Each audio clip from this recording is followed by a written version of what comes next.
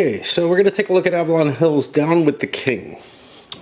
This is a game that, to me, gave promises of being kind of like a Republic of Rome type of thing. You know, cards for characters, attempting to seize control of the government, stuff like that. Set in a more medieval, although I don't want to say fantasy because there's no swords and sorcery or anything like that, but it's not the real world. Although there is definitely, in terms of the naming, an Anglo-aligned aspect to what the names are, but that's okay. You know, the game is produced for English speakers, and if you made too many of the names, more foreign-sounding ones, that would be problematic, I think. It never hit on all cylinders in the way that Republic of Rome did for me, and there's a number of reasons for that. It just we'll look into it, but it was cumbersome to play, and didn't really come across, you know, there's no external threat, for example. One of the things that guides Republic of Rome is the external threat. Here, it's more like playing a game of Kremlin, or maybe Junta, with that kind of feel. This came out before Republic of Rome. You can tell by the quality of the cards. These used to be, they would come in a sheet and you'd have to tear them off. There's some danger to that, even like, you know, if you're getting a new copy of it, that you might end up ripping a card. I don't think I did with any of these. More problematic is that these cards are hidden and you randomly draw from them, and some of them have different colors.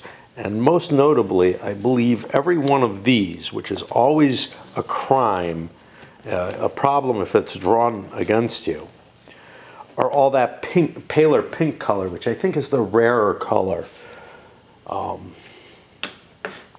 And at least with my set, right from the beginning, that was the case. I'm assuming that was a common printing situation, but maybe, you know, a certain number of sheets were just printed with, you know, off a machine that didn't have as much color coming out as it was supposed to. But it was definitely an iffy situation. Let's take a look at some of the other components that we have. We have a bunch of counters here. These are IP influence points. They're essentially money. They're the political equivalent of money, and they might include money. You're able to buy actions, essentially, or pay for actions with them. These are PPs, or prestige points. That's going to indicate the maximum size of your faction, essentially.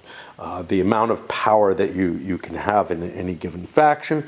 There's a number of informational counters. For example, these are titles. Various characters can be increased and have their you know, standing improved by being given a higher title. These are indications of either travel, hiding, or banishment to external countries. They match the countries listed here. There's no limit to the counter mix on any of this. And then over here, these are similar types of things. Legal status, essentially, within Fandonia, which is the country this is based on. Imprisonment, hiding, and awaiting execution.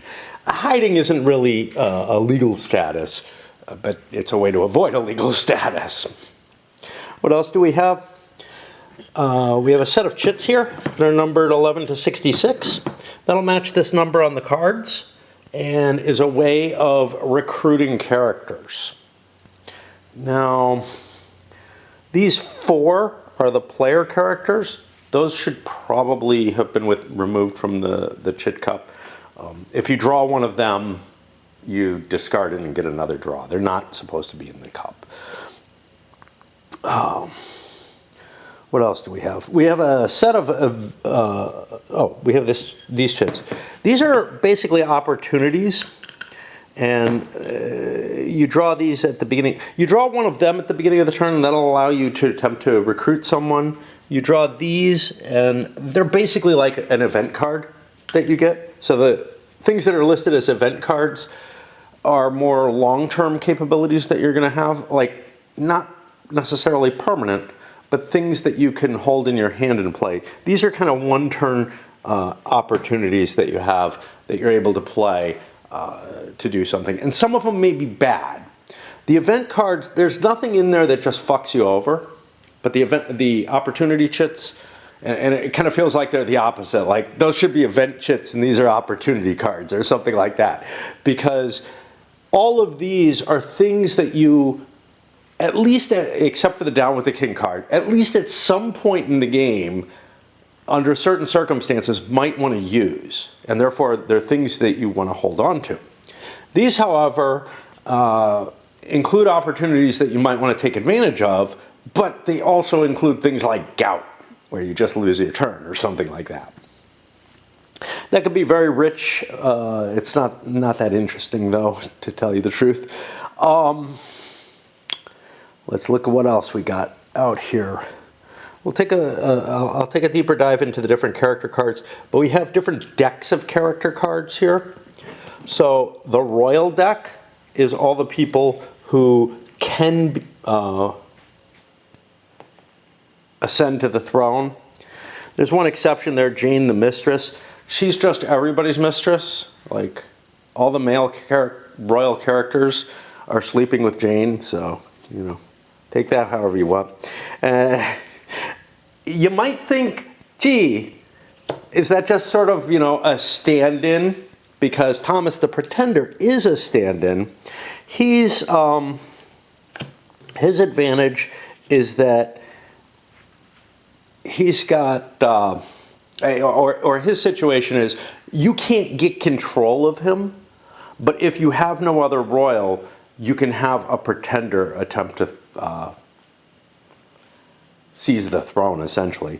Basically a coup.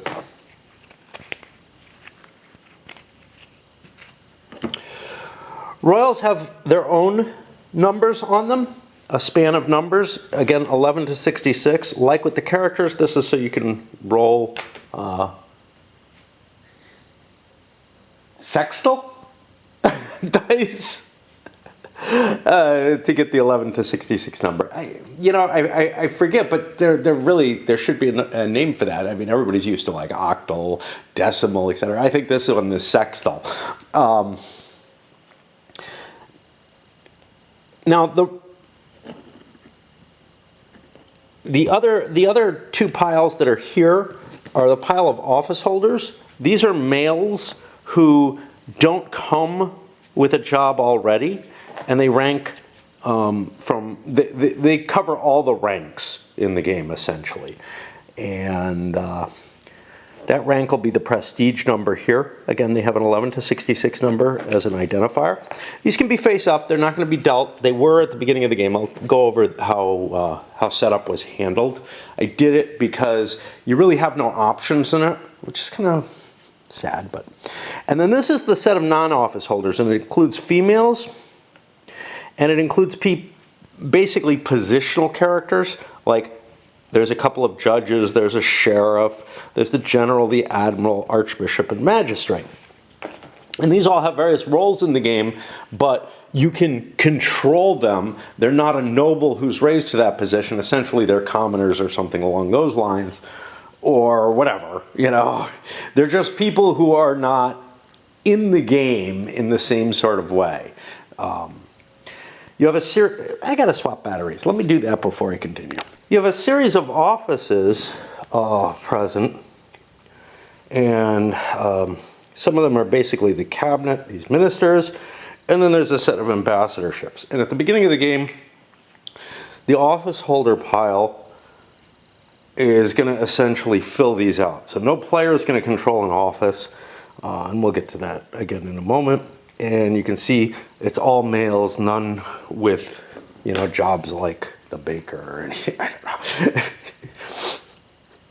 the master of the privy chamber. And what else do we have here? Okay. We have a sheet of paper. Each player should have one of these. I've divided it into A, B, C, D. The game holds 6 players. Normally I'll play a game with its maximum player count because I believe that allows the most flexibility in exploring, the interactions in a multiplayer game. I found this game to be such a pain in the ass, and the fact that it becomes really hard to get all the information on one sheet. Normally, again, each player would have their own sheet and they'd be tracking their own information here. But between those two factors, I decided I'm only going to go with 4 players. I feel like that gives you almost as much room for diplomacy and playing about as 6 would, and reduces the hassle significantly. It's still going to be a fucking pain in the ass to play this. This carries a number of pieces of information. The Monarch support rating, which is determined randomly at the beginning of the game, and always seems to be ridiculously high.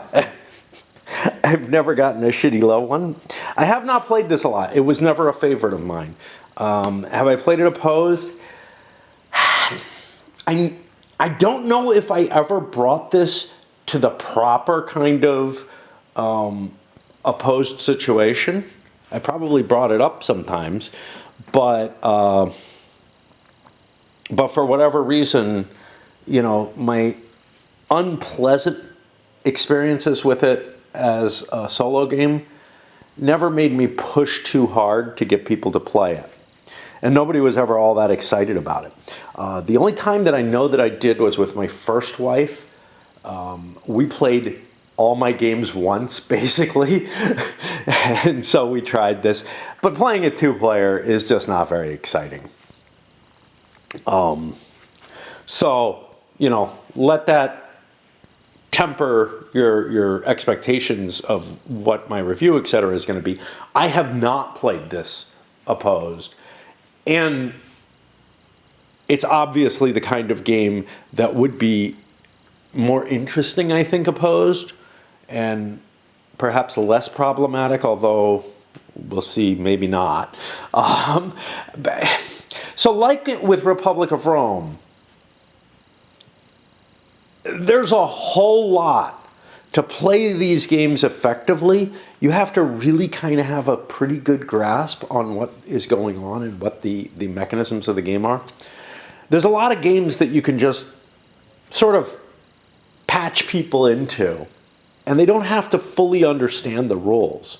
And here, I'll go up to things like Whiff, right? Or Empires in Arms or something like that. You can play those, and yeah, somebody will make, or maybe not play as well or whatever. But here, this is a game where I found that players not really being very conversant with the rules would probably be very problematic.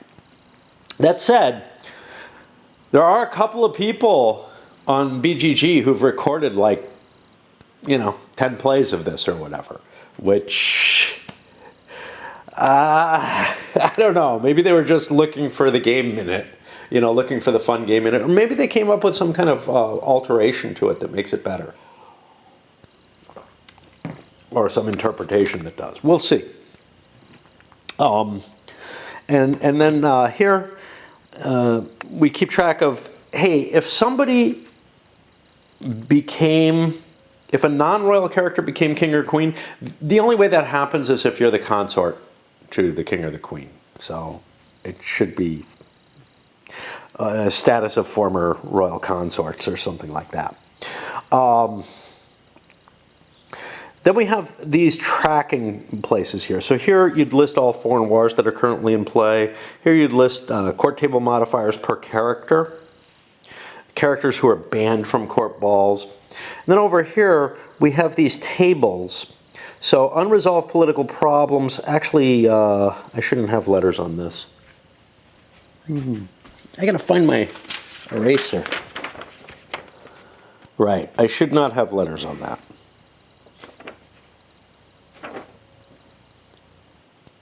Okay. Cool. So yeah, you'd list any current, you'd mark down any turn, how many turns a current political crisis was underway. So this shouldn't be divided into player sets. Councils made to monarch. Each player is allowed to make each council only once until they've made them all, and then they can do anything they like. And those are just like basic options that you can make given each of these different types of counseling options. Prestige table modifiers, there's going to be a bunch of tables in this game, and each player obtains sort of a modifier that they get through random events and whatnot. So yeah, we'll erase this out. And that brings us to the tables, or to the player aids. And there are a lot. There are a lot. Let's see what we got here. I have both of these. Pirates, natural disasters. Counseling tables. I think this is the set. I could shake this out. They give you 2 copies of each, which is kind of useful because somebody might be using one of the copies, and then somebody might be wanting to peruse them to see what their chances are on them. All right, let's take a look first at the game tables. This is going to give the Crown Events table, which I think you roll this once per turn, and like the first player rolls on it, and it gives you sort of just a random event that happens, and then you might have to dig deeper. A list of the different titles and the IP cost. These are progressive. So for example, if you want to go from Sir to Knight, that costs you 2, but then you can go from Knight to Earl for 3. Each one of these taking activities that you have to play. Court ball table, when you go to a court ball, you roll on here, you might have some modifiers. Some other things, so assassinations, if you make an assassination attempt, you roll on here. Scandal, you might be directed to the scandal table. Royal favor, I think you might. If you have royal favor, you can court the royal favor and try to get a bonus. Interrogation under certain conditions. Certain office holders or whatever are able to interrogate someone. If somebody's sent to trial, you roll on that. Political problems, this is if the events gives you political problems, you roll on here. A reminder of the valuations for usurpation and how you calculate that. If foreign war comes up, that could cause this. A list of the succession, which I think I have the deck stacked as. Counseling table results. Whenever you counsel a monarch, you roll on here, and you might be able to, you might just get, the monarch's good or bad will, but you might also end up being able to affect how the government handles things. All right, let's take a look at this. Here we've got an explanation of all the event cards, because the way they're written, in a lot of cases, they don't tell you what the effects are. Rather than doing a lot of printing like cards would nowadays, you have to have one of these. It may have been that there was I don't think printing on, I don't know if printing on a card was likely to cause problems, because you've got to remember, like Stratomatic baseball was from this period and whatnot, and they had all kinds of information on the card. So all this information could have been put on these cards. You almost get the feeling that there was going to be another set of chits to handle the event cards, and then they decided against that or something, because this feels really, really clunky compared to putting the information on the cards. You could still have it here, but I mean, you look at these, none of these are so big that you couldn't have put the information on the card. Activities chart. You're generally allowed to do 2 activities per turn. That could be limited or increased. And Here, the list of different activities that are available, the requirement, which might be a cost, or it might just, yeah, I think it's almost always a cost. Well, no, like court the favor of the FARC only requires you to have a FARC. And then a list of all modifiers for it, very helpful if I can get used to using it. Then you have a set of counseling tables. These list the different things that you can attempt to counsel based on the current situation in the government. So for example, if you're at the court ball, you can counsel the monarch on one of the 4 things from the court ball. Now remember, you can only counsel each one once until you've done them all, and then you can keep doing the same one. Some of them are based on crises, which that crisis has to be in effect, and you might cause something to change based on it. Like take military action. If the monarch accepts the counsel, all foreign support event cards must be discarded from players' hands.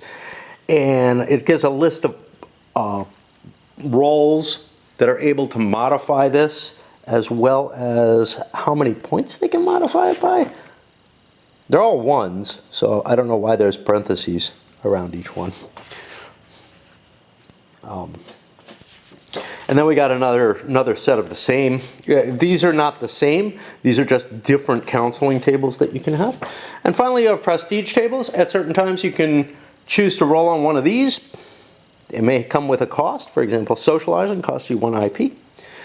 And you'll have modifiers on these based on the prestige table modifiers.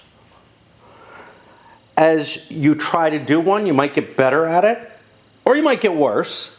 And as you get good at something, you probably gravitate towards that more in order to gain you advantages. And again, you know, the advantages in some of these are kind of interesting. So like here, you're trying to gain PPs. That's all you're trying to get off the fashion table. But if we look on something else like the sporting table, you might be gambling or something. So you're, well, no, this gains you PPs as well. But it could get you into a duel. The gambling table is the one where you're trying to get IPs instead of PPs, stuff like that. What did I miss? Hey, these are actual Avalon Hill dice. I know it came with 2 colored dice, probably a white and a red, given Avalon Hill. I like to have 2 whites because on some cases you're rolling, you know, 2d6, and I just don't like to roll different colors. We will pause for a bit, and then I'll dive into the rules, starting with how the setup was accomplished, because the mechanisms of setup for this are somewhat complicated, but there's no decision-making involved in them. Oh, I lied. There is something I didn't go over. What do the values on the cards mean? Let's talk about that. Let's see where that is. Okay, cool. All right, so for royals, this is just this is just the status that person has. That'll be matched on other player cards, but it's got a big S on it instead. That's going to count against your prestige, I believe. This is for die rolls to see who you've got. And then this number here is their usurpation value. That's how much support they have, military otherwise, if a coup attempt or whatever is being made.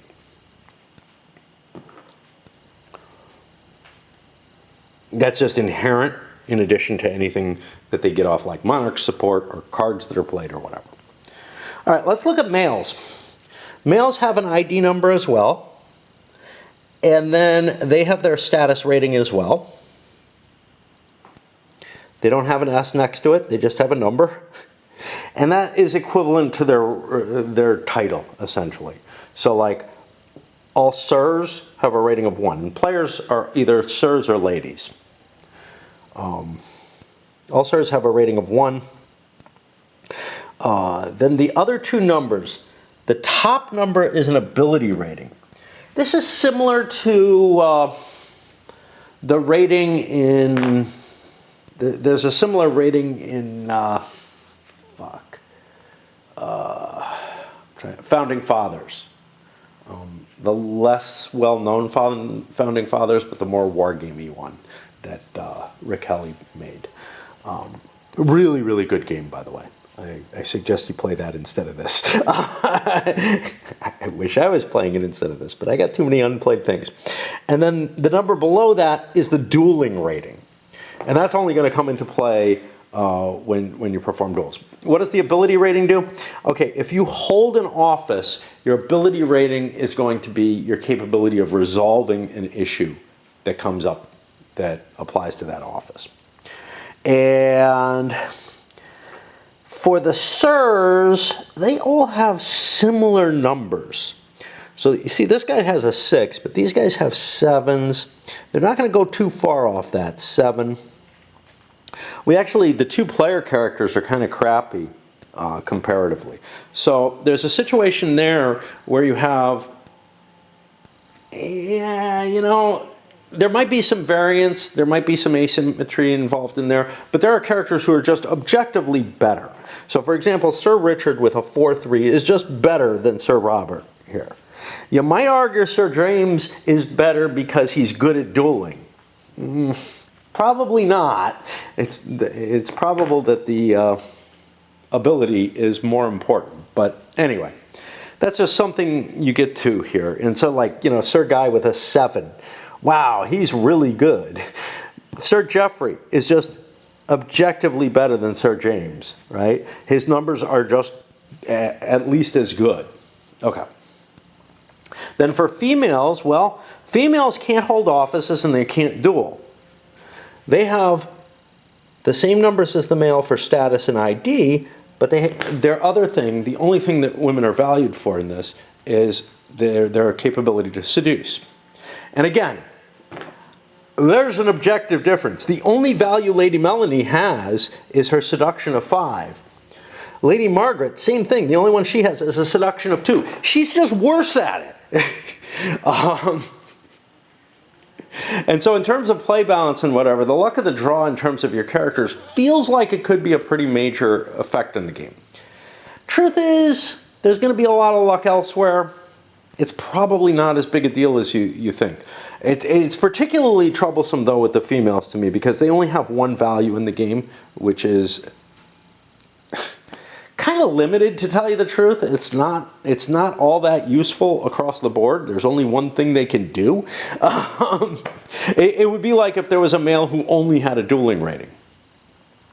Now, if we look up at, you'll note the royals don't have an ability, and they don't have a dueling. You can't duel royals. They can't hold offices, so they don't need either.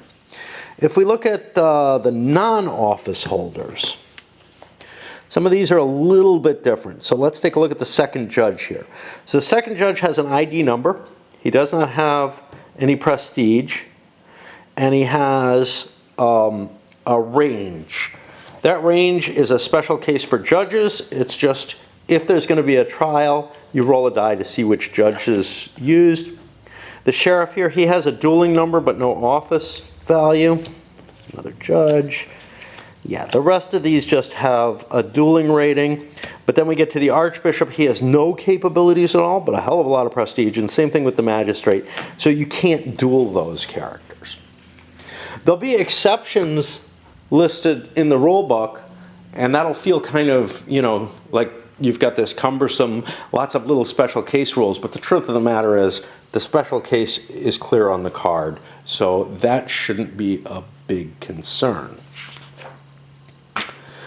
All right, now we will take our break and start and come back with beginning to wade through the rules, which is always the most exciting part of my videos, because basically I'm not explaining the game in a way that one would, generally when teaching the game. I am, however, explaining it more or less how I would when I'm teaching a game, because quite often, at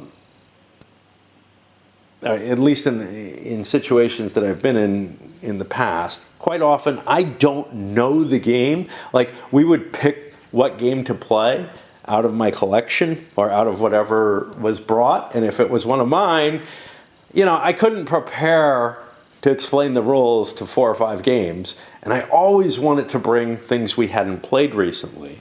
So, might have been a reason people stayed away from the things that I would put up there, because, they knew what the cost would be in terms of my explaining the game, is basically me wading through the rules, trying to give them everything, and that the games would tend to be heavier. Gathered to the wire right now, I wanted to go into a little bit of the history there. So we never came up with a way to agree on what the main game we were going to play, like before we assembled back in those days, which to me was always a great disadvantage, right? Like I really liked the idea of, look, next week let's play this. But it was always, hey, who made it this week? Who's here? And okay, we got that number of players. Here's some games that I'd be interested in, and different people would bring up their choices, that, fit that number of players well. And it just generated a situation where, I think our playing experience was not as good as it might have been. Had at least one person been able to prep the game. And I tried working around that, trying to come up with mechanisms where, like, hey, look, how about I bring a game, I choose what we're going to play one week, and then somebody else chooses the next week, and somebody else chooses the next. But by the time I was, trying to get to that kind of level of things, really the gaming group had fallen apart completely. Like, I was trying to figure out things that would solve some of the problems that my group had. But honestly, those weren't the reasons why the gaming group fell apart, to tell you the truth. It had to do with, like, people not being around anymore and stuff. And then there was also there was definitely a split between people willing to play heavier, more wargame-ish type materials and people only willing to play Euros, which kind of developed during the 90s. I had at least one friend who absolutely, like, he was willing to play a lot of stuff early on. I knew he wasn't really into war games, so we tried to avoid real war games with him. But it became more and more he was unwilling to play something, say, like this, or, like Civilization or something. I don't know. He was okay with Civ. He was unwilling to play a whole bunch of, things that he wasn't familiar with at all, or things that started to move into too heavy a feel. And again, Civilization is long. He didn't mind that. It was sort of it had fairly light rules comparatively. Whereas then there was at least one person who I sort of started conforming more with, whose goal was, I don't want to play something I've played recently. And I really got hooked into that, where before I was like okay with being addicted to a game and playing it several times. So, I don't know. All right, let's start working our way through the rules. We'll start with the setup. We took all the sirs and all the ladies, shuffled them, and handed one to each player. Then the office deck gets laid out, and you take all the characters who are remaining, basically all of those who can hold offices, other than the player sirs, shuffle them up and deal them into the office holder positions. Okay. Then you combine, you set that aside over here. You combine all the females with all the males who can't hold office, who aren't royals, into another little deck. These are just visible. You know, at times you'll have to shuffle the office holder deck and deal a new office holder or something like that, I think. You may roll dice for that, though. King and queen are here. The rest of the royals go here. Everything here is going to be considered neutrals. They've got a number of different acronyms for everything. So PC is player character, NC is neutral character, and RCs are neutral royal characters. A friendly aligned character is a FAC. An enemy aligned character is an EAC. Royals that are FACs or EACs become FARCs or EARCs. I mean, it's all very simple to realize. Your own faction is placed face up in front of you. Okay, anyway. Each player gets 2 IP, 10 PP. I could see trying to balance some of the discrepancies within this. For example, Sir Robert's only worth 6 total. I could see that he'd get an extra point of something over a character who had a total of 7 over there. Likewise, the females with their seduction, but there's nothing in the rules to do this, right? Might get some kind of advantage either in PPs or IPs. These would be fairly minor, maybe a point or 2, and it could actually be worth more than the permanent character card advantage.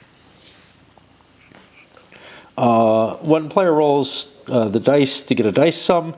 You multiply that by 10, that's the monarch support. I got a 9, so it ended up 90. Hard to see there, but I don't feel like standing back up. I kind of injured my ankle. I went out and did some yard work, and nothing on the hill, but I injured my ankle on the hill, as I always do, yesterday, and just walking up and down my driveway. And, I mean, my whole house, my whole yard is hill. It's just, there's a really steep part. Then we remove the PC loyalty markers and place these on the respective PCs. Take the rest of the loyalty counters and put them in a separate counter. Put the opportunity counters in a separate container. Separate the markers into piles for PP, IP, and 1 for the remaining. Well, I'd rather have them sorted. So I've got to get the numbers here, 16, 56, 65, and 22. You know what? I'm not going to. If somebody draws one of them, I'm just going to hand it to that player. I don't think it's wise to put it on top of the character because that looks like a controlled character. This is your player, and I think that number would be best put aside. It's just a different mechanism for showing things to distinguish your player character from the non-player, from facts and whatnot. Shit, there was something I meant to say, and now it slipped my mind. You know, so having read the rules to this is what got me into looking for Crusader Kings. If you've been watching, you know, my Banish All Their Fears video, wherever the hell I got that, that's over there. And I ended up playing a little bit of it. I ended up buying the damn game, Crusader Kings 3, on the computer. And now I'm just not feeling any of the love to want to play it right now. Now, I've got to do this and stuff along that line.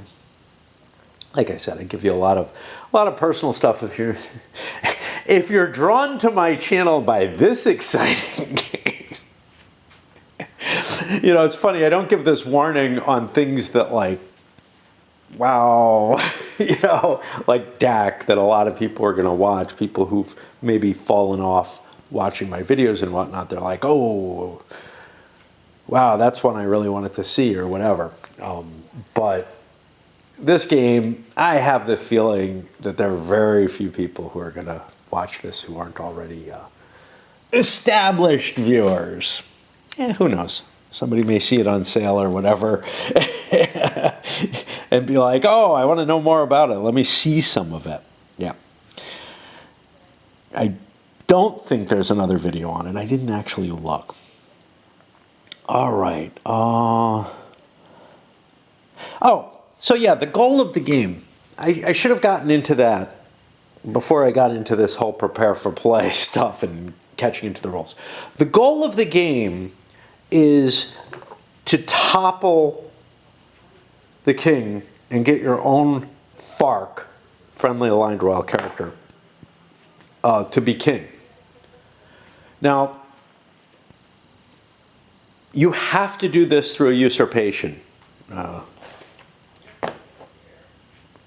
And that's a mechanism that what we've seen so far is these give points to it. Some of the cards give points to it. You get points off of characters, etc. And off of royal characters, all kind of stuff. If you happen to have a friendly aligned royal and they inherit the throne, let's say King George dies and Prince Alan is next in line, you lose Prince Alan.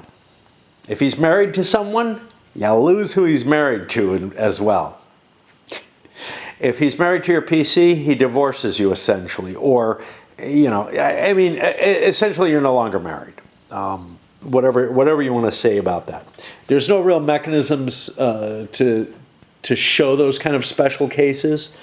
It would make sense that they would still be married, but like, you know, your character would be manipulating in the background or something like that. You had situations like that. Think of Edward II of England as an example. So that's what you're going to be aiming to do. And then you have to hold the crown, you have to hold your usurper aligned crown for like 3 turns, I think it is. Something like that.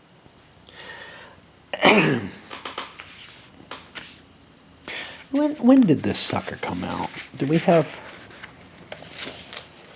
should have a copyright at least on it. 1981.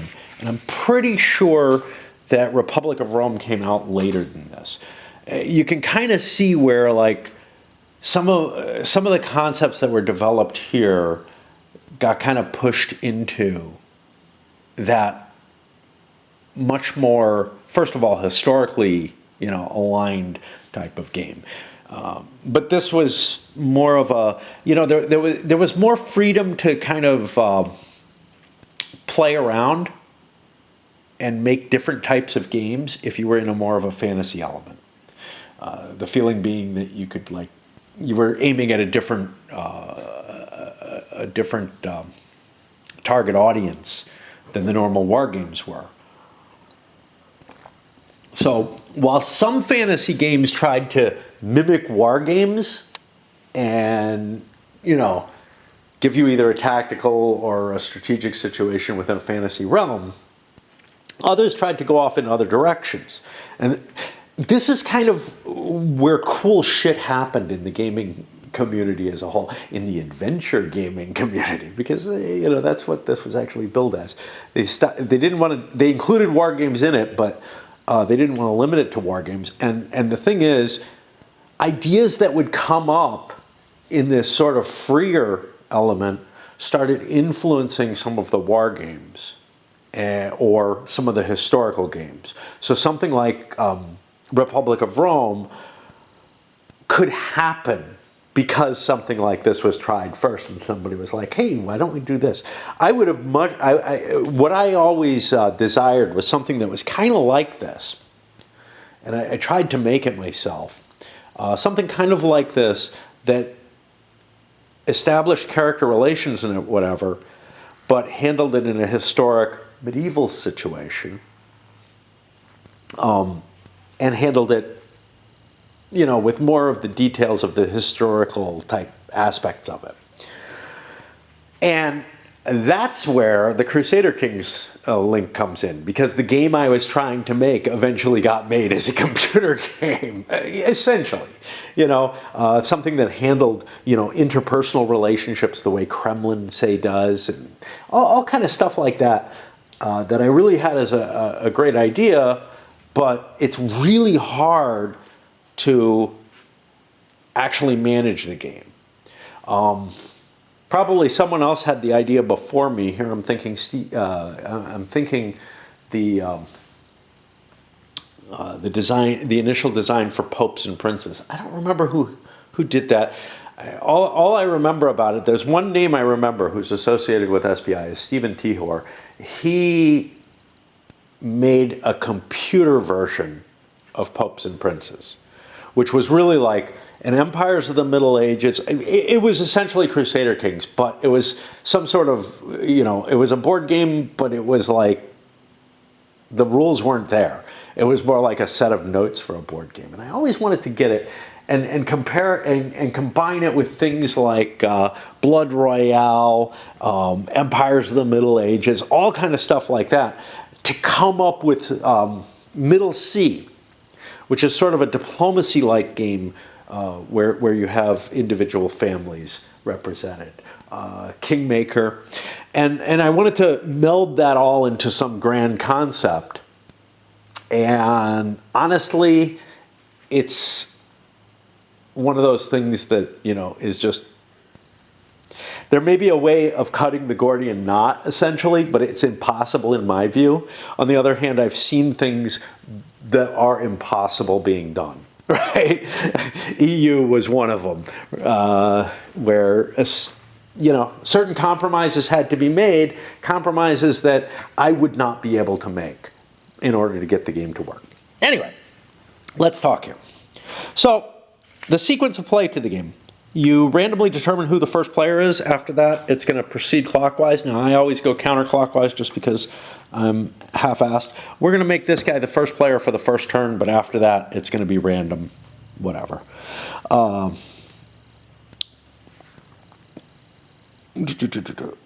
Then we hit an office phase.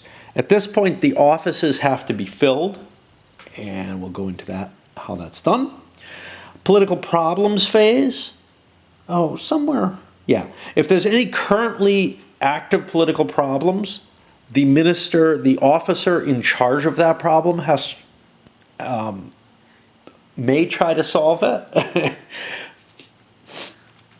If they don't try to solve it for long enough, they will get fired. The Crown Events phase. You essentially roll on the Crown Events table, wherever the hell I had that. That's up here. And that may generate cascading effects. That'll have play effects. And then each player gets a turn in which they will get an event card, a summoning chit, and an opportunity chit. And then they're allowed to take 2 actions in general. Once each player has taken their turn, we go to the next turn. Okay, sequence of play is pretty simple. The specifics for all of this, though, get into quite a bit of detail, and let's talk about it. So in the office phase, the first player is allowed to select any vacant office, and then each player, starting with the first and following in player order, is given the chance to fill it. They have to pay 2 IP and place their PC or any friendly aligned character in the vacant office. After it's filled, the first player selects another vacant office and follows the same procedure. You can see, being that first player gives you the opportunity to grab any offices you want, assuming you have the IPs for it. Any offices that are still filled after the players get their choice to try to take them, so there's no bidding or anything like that, which kind of feels like neglecting a mechanism here, The guy who just goes first gets this bonus. Any office is still vacant or then filled randomly. You roll 2 dice to get a dice count and place the character with the corresponding ID. So it can go to a player-aligned character. The player can move his PC or FAC, who already holds an office, to fill a vacant office. He still has to pay 2 IPs. The office the PC or FAC is moved from is then vacant and must be filled in the office phase. This honestly should be up above the then filled randomly. The then filled randomly, see, this is a modifier to how players get office positions. If a character already has an office when they're randomly rolled, they don't get the new office instead. Characters who are banished, imprisoned, in hiding, or stuck in a country at war cannot fill their office. The office phase is skipped if there's no vacant offices. That will be the case in the first turn. Political problems. An attempt is made to resolve the political problems. And we have a political problems table here. Don't we? Is that the counseling tables? I think it's the counseling table.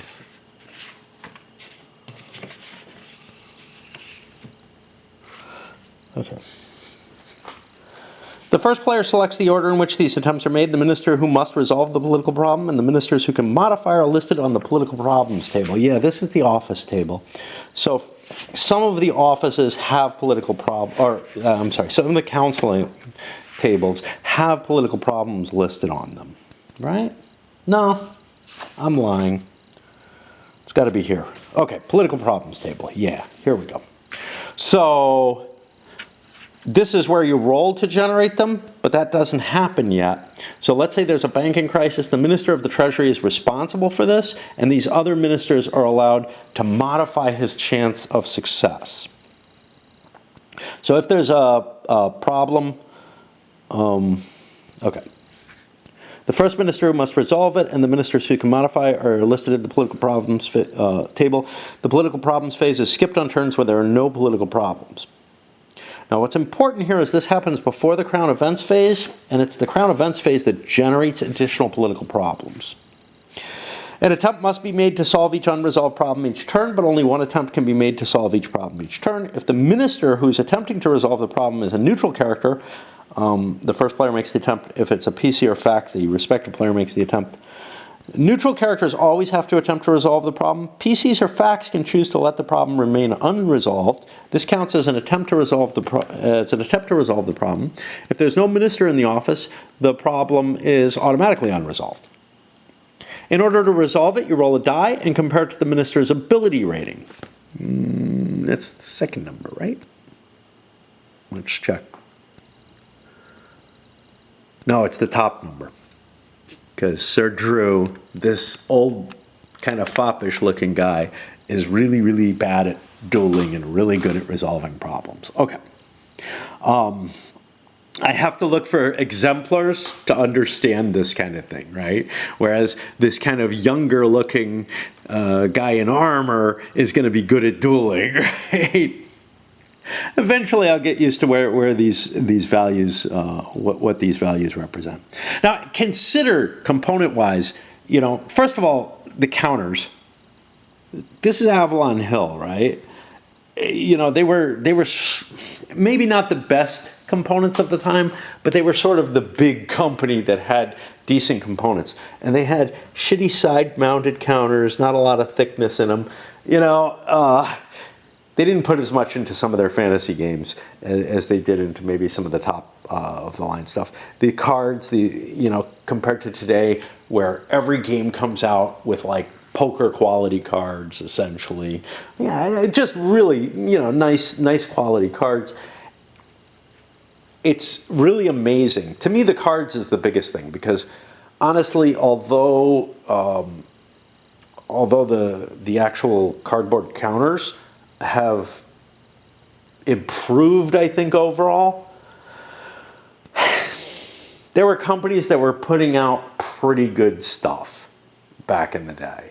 And you can make arguments that, like, I wouldn't, but you could, that Yaquinto with their thicker counters are better than most companies today. The visuals on these are so ancient looking, just single color printing on a single background color. Really hard to read what's on these guys. Small counters, just so much has changed in the hobby, right? On the other hand, in terms of price, so much has changed too. This game probably sold for about $10, maybe 15 by 81. Somewhere in that range. Whereas now, deck of cards, this many counters, a lot of cards. no map, decently thick rule book. I'm going to say probably no less than 60 and more likely around 80 nowadays. It's just painful, the cost of printing and whatnot. And, you know, I'm sure shittier components could be, you know, games could be made with really shitty components for less. But nobody wants that anymore. You know? And this isn't bad component-wise, right? Like, there were games where you had a piece of cardstock like this that was your counters, and you had to cut them out by hand. Not Avalon Hill, but there were companies where that was the case. And, you know, you're looking at like Steve Jackson games that were great because they came in a little plastic case and everything. Just wandering down memory's lane there and getting in the way. Let's swap batteries and then I'll find my place. Probably get another pipe and all. Do you roll a die trying to get equal to or greater than your, less than your ability rating? If you roll equal or greater than your ability rating, the problem's unresolved. A 6 is always going to fail regardless of any modifiers. Players can modify the die roll, and they have a number of modifications they have. And again, they're all in parentheses as 1. Which means they can modify it by 1 point. I don't know why they had to put those extra numbers in, but because I don't think there's any case where you can modify anything by more than 1 like that. All right.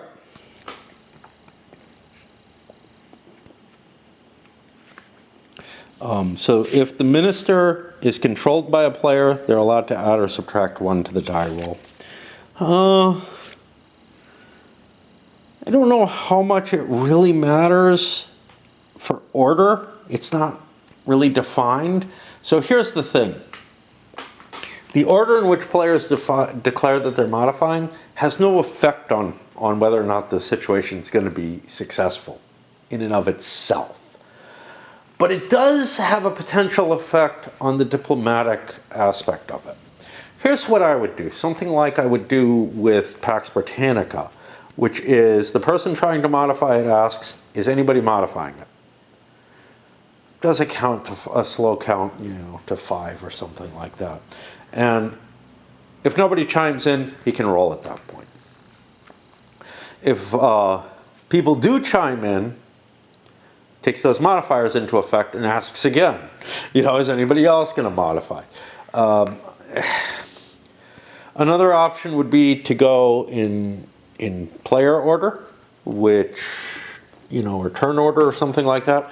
Just the point is, there would be an advantage to not revealing that you're opposing someone in something because you don't want to piss them off.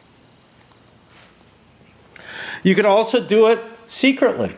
Everybody has, you know, a plus, a minus, and a nothing possibility that they put in their hand. None of that is specified here, though, at all. Okay. And the player who is trying to resolve it is I believe, always there. So like Minister of the Navy here, Minister of State, Minister of Navy, and Admiral all can modify this, right? So the person who's got to resolve it almost always has a bonus that they can throw in if they desire to resolve it. To show an unresolved problem, you turn the appropriate office card face down and keep track of the number of times the problem goes unresolved on the record sheet over here. And I still see the problem with this is I want to erase that, but I don't know where my eraser is. I know that there's one down in the basement. That was the missing one, but now I don't know where the other one is. It may be in the living room, but I'd be surprised by that. I expected it to be up here.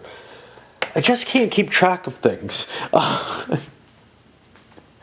totally expected it to be up here, someplace where I could see very easily, and I do not see it, and now I'm confused. Yeah, my rock is up here that I used. I don't know why the eraser's not. Let me go search for it. All right, let's continue with this, and then I'll do that. If a minister fails to resolve a problem 3 turns in a row, and that includes just refusing to try, he's discharged. If he's a neutral character, he's placed in the office holder pile. If he's a PC or fact, he remains in front of that player. The problem's unresolved, and the new minister must attempt to resolve it the next turn. He'll get another 3 turns to attempt. The monarch's support goes up by 10 for each problem that's resolved, and it goes down by 10 for each problem that goes unresolved each turn. So you don't want to resolve problems if you're getting close to being able to usurp the king, because the monarch's usurpation value is affected by the support that he has. And if you can get that down to 0, it's a minus 25, otherwise it's a positive value. Each turn that there's no unresolved political problems and the Crown events result is not 7 to 10, the monarch's support goes up by 5. The record sheet is adjusted accordingly. If the political problems table results in a foreign war, the first player rolls 2 dice to get a sum. There's a foreign war table that shows you which wars you're involved in, and you write them down on the record sheet. Now let's go to some completely random stuff. It seems like characters may not travel to or be banished to a country that's at war with Fandonia. If you're already in a country at war, you can't return to Fandonia, nor can you be extradited. If you're stuck in a country at war with Fandonia, you may not be recruited in any manner, seduced, or assassinated.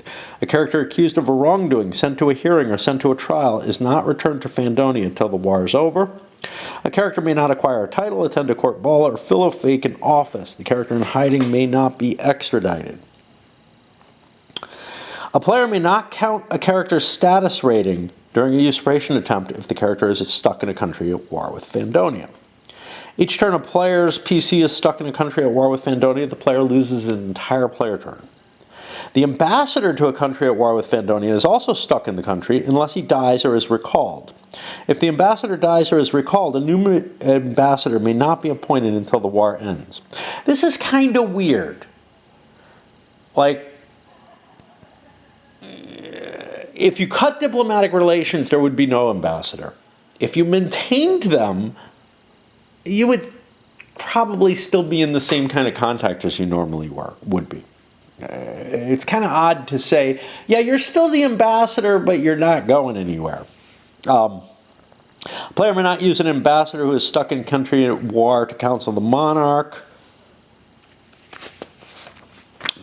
While Fandonia is at war with any country, the usurpation value of the army support event cards is 1d4, even if the player has the general as a fact. Let's talk about this for a moment. There are, let's see if I've got any. We haven't gone over the different cards. I'll kind of go into them when I play. Yeah, I'm not seeing one here right away. See if anybody's got a support card. There's one. Here's a townsman support. So this is going to create a 1d times 3 support. So you'd roll a die, multiply by 3. That's an amount of support you get in a usurpation. But you get a bigger result if either you have the magistrate or if there's townsman unrest. And there's similar stuff like that for the army and for other things. If a minister must attempt to resolve a political problem, is stuck in a country at war with Fandonia, the problem is automatically unresolved that turn. While Fandonia is having trouble with pirates, the Navy support card usurpation value is 1d times 2, even if the player has the admiral as a fact. A player with a FARC monarch can add or subtract 1 from all political problem die rolls. Not marked on here. Okay, I'm going to take my break and see if I can find my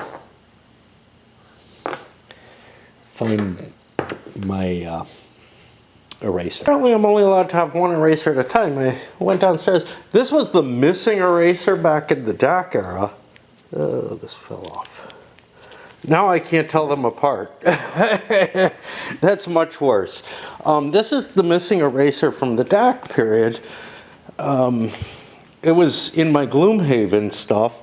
And this is how we throw things away here. Oops. But I swear I must have brought one up here. The one that I was using. Why did I have an eraser for that? don't know. Not sure.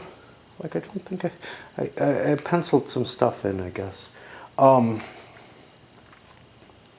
don't remember. There wasn't any record keeping in DAC. But I seem to remember needing an eraser and being upset that I could only find one. And I thought it was during DAC. I got no idea where, like, normally it would be over here, but that table was down there, and, you know, I've checked everywhere that I think it could have reasonably gotten to. There's one more place I can think of, but I don't know where it could be. Now I have this, which is useful for more delicate erasing. And then obviously I have things like an eraser on here, but these are shit. They just smear. And the ones on the mechanical pencils are even worse. Pretty sure my wife probably had one in her art stuff, but she didn't have one like this. She had like one of the, I don't know. One that I don't find as useful right now. Okay. Crown events. Each turn you roll dice on the crown events. This is going to cause some things. So like you could get a royal death. A famine impacts some of the event card usurpation values and causes other impacts. We're going to worry about these as they come up. Intrigue, first player can draw an event. So again, bonus for the first player. First player may draw one event card from each opponent's hand. If the card is legal, it's discarded. If it's illegal, the owning player gets to keep the card, but they're accused of a wrongdoing. If you have too few cards, you don't get picked from. If you have a FARC monarch, you cannot be intrigued. Court ball, players must attend the court ball, including all royal characters and neutral characters. But some cannot if they're banned, banished, imprisoned, or abroad, or in hiding. All of those are general cases except for banned. You can become banned from all court balls.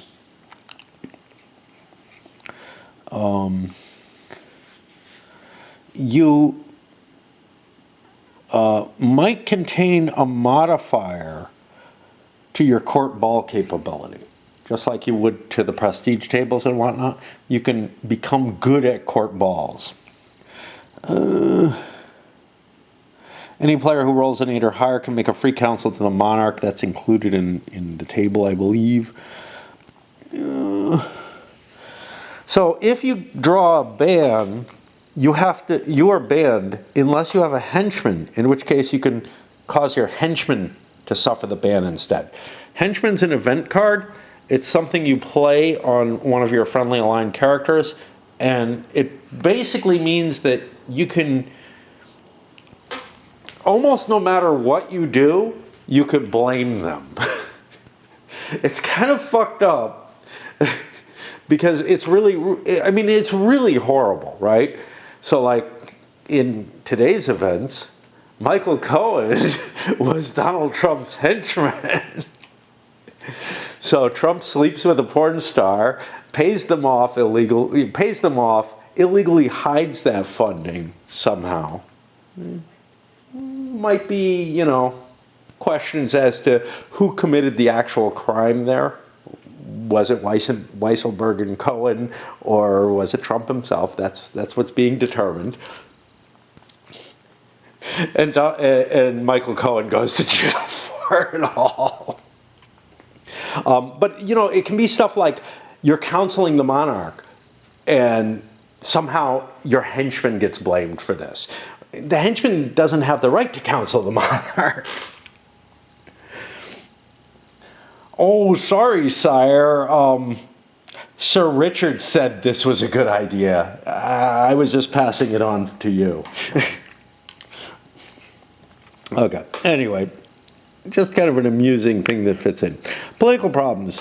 2 political problems or 1 political problem. You roll to see what the new problems are. It names the minister who has to attempt to resolve the problem. If the result is the same as a current unresolved problem, you roll again. There may never be 2 of the same problem. The minister then immediately attempts to resolve the problem using the normal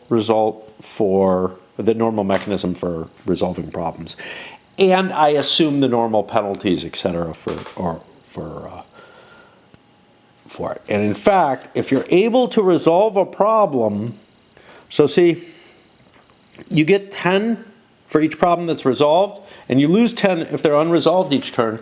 They don't cause an immediate loss of 10. So if a problem is on the horizon, or, is happening, essentially, in that turn, and the appropriate minister solves it right away, essentially that's just going to boost the monarch's support rating. Now, I think the monarch's support rating is limited to 120. I don't think it can go higher than that, but it has a tendency to shoot up pretty high because nobody's in a position to go for the usurpation attempt. And this may actually be a reason why playing in 6 is a bad idea, because you may not be in a position, the majority of the players may not be in a position to usurp the monarch, and therefore they're going to try to keep the monarch's support high. Whereas the 1 or 2 people who maybe have some potential for a usurpation attempt are trying to bring it low, but the remainder are trying to keep it high. And these ministers are all the neutral ministers that are out there are all trying to resolve the problem. They're not going to throw their extra bonus in for it, but they're still making the die roll. So the monarch support has a tendency to go up, I think, the more players there are, which might be a reason to not even play in 4. Let's keep going. Scandal. The first player rolls 2 dice to get a dice count. That character with the ID number is the object of a scandal. If the character is a PC or FAQ, so I lied. I am going over them all. The respective player rolls 2 dice to get a dice sum and consults the scandal table. If the character is a neutral character, the first player rolls the dice to see what happens on the scandal table. Plague. The first player rolls 2 dice twice to get 2 different dice counts. So this is weird. They call it dice count. If we look to where this was initially, let's take a look at this. Yeah, we have dice sum and dice count. Those are the 2 different things.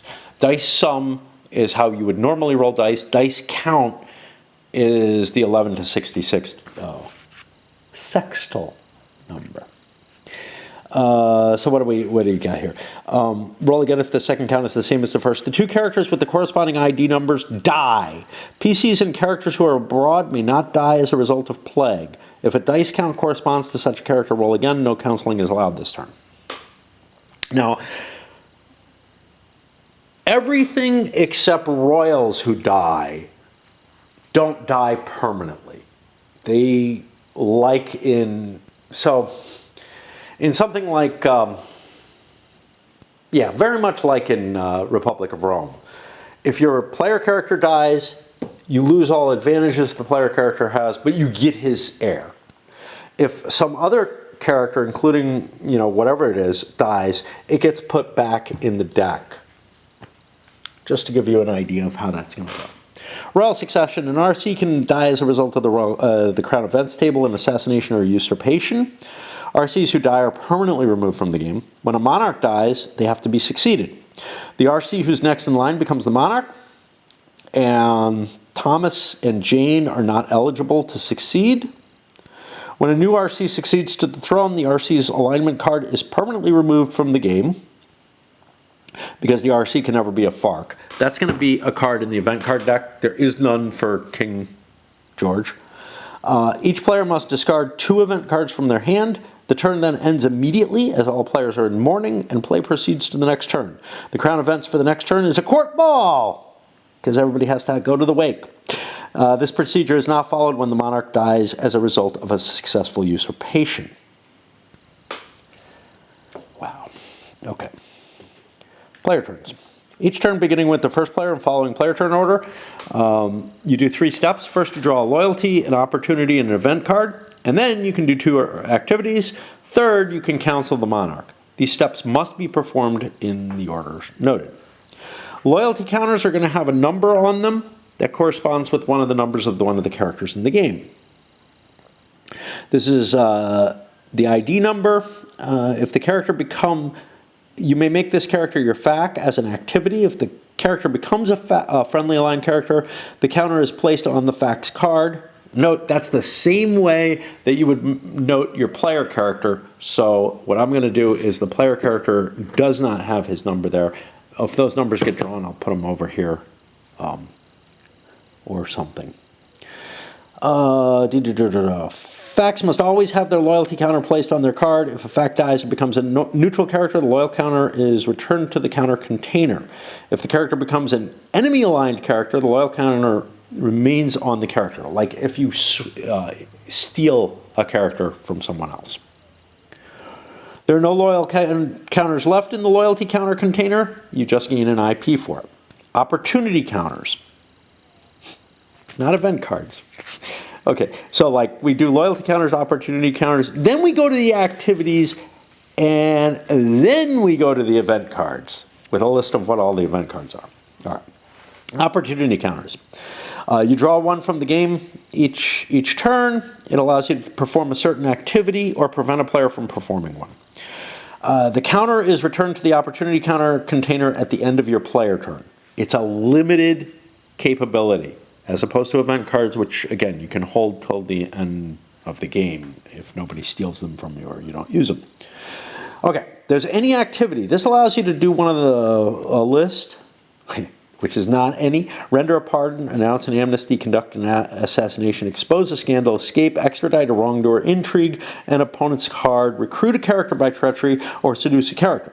No other counters or event cards are required. This does not enable the player to perform an extra activity. There's extra activity. It gives you an extra activity each turn. You're only allowed 2 normally. Well, now you're allowed 3. Intrigue. You can do any of the following 4 activities. I think they mean 1. Conduct an assassination attempt, intrigue an opponent's card, recruit a character by treachery, or seduce a character. Note, you must have an assassination event card to conduct an assassination event. This is so screwed up. It's like your opportunity counter, you have one that allows you to assassinate without an assassin's card. Here, you have to have both an assassin's card and an intrigue card to do it. You must have a treachery card to recruit a character by treachery, and you must have a female PC or a friendly aligned character to seduce a character. But you can intrigue an opponent's card without anything else. Scandal. A player may perform and expose a scandal activity. And each of these has a numerical, indication of what is done, but it is all spelled out on the activities card, I think sufficiently, to tell you the truth.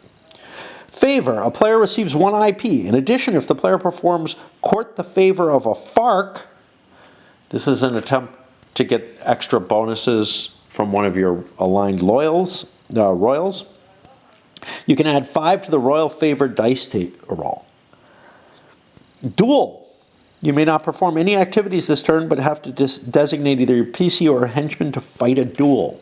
And it'll be with a random person. Gout. You lose 1 IP, and you cannot perform any activities. And then gain 1 IP. You get an IP. Pretty damn simple. Activities. Okay, this is the list of activities that are available. Generally, you can perform 2 of them per turn, but you don't have to. You can't do the same activity twice in 1 turn. You may not be able to perform certain things, whatever. In some cases, you need event cards or opportunity counters or a combination of the 2 to do it. Certain activity die rolls can be modified by players. Okay, acquire a title. There's 5 male character titles and 2 female character titles. Most of the characters in the game have a title ranging from Sir to Duke and Lady to Duchess. Yeah, okay. Any PC or FAQ less than a Duke or Duchess may be may be awarded a higher title by paying the appropriate IP cost. So you can't promote the Admiral or one of the non-office holder males. Those all have a job and they're kind of commoners. They can't be promoted. By paying the appropriate IP cost shown on the title table, and we got a charge here. So Sir to Knight costs 2. Lord to Duke costs 5. And you have to work your way up. And taking the appropriate title marker counter and placing it on the character's card. If you're banished, hiding, imprisoned, or stuck in a country at war, you cannot acquire a title. You may only be awarded one title per turn, and you must follow the title progression. Characters cannot skip a title. Each higher title permanently increases the PC or fax status rating by 1. You may never decrease in title except by dying. And then there's a list of people, the non-office holder males, who can't get titles. Also, the RCs can't get them.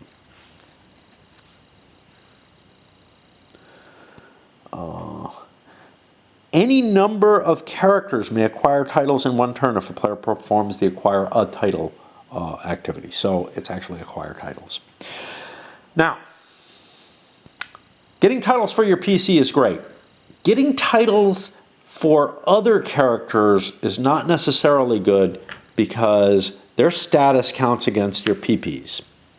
And you don't necessarily... It's a mixed bag. There are advantages to having high status for usurpation and maybe for other things.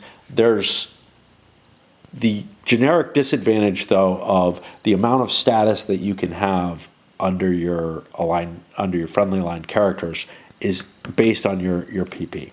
So you have a cap. Fill a vacant office. You can pay 3 IPs to place a PC or FAQ in a vacant office. You can only do 1 per turn. This is different from the normal mechanism where the first player basically gets to fill as many offices as they like, and the second player gets to... First player always gets to choose the order, though.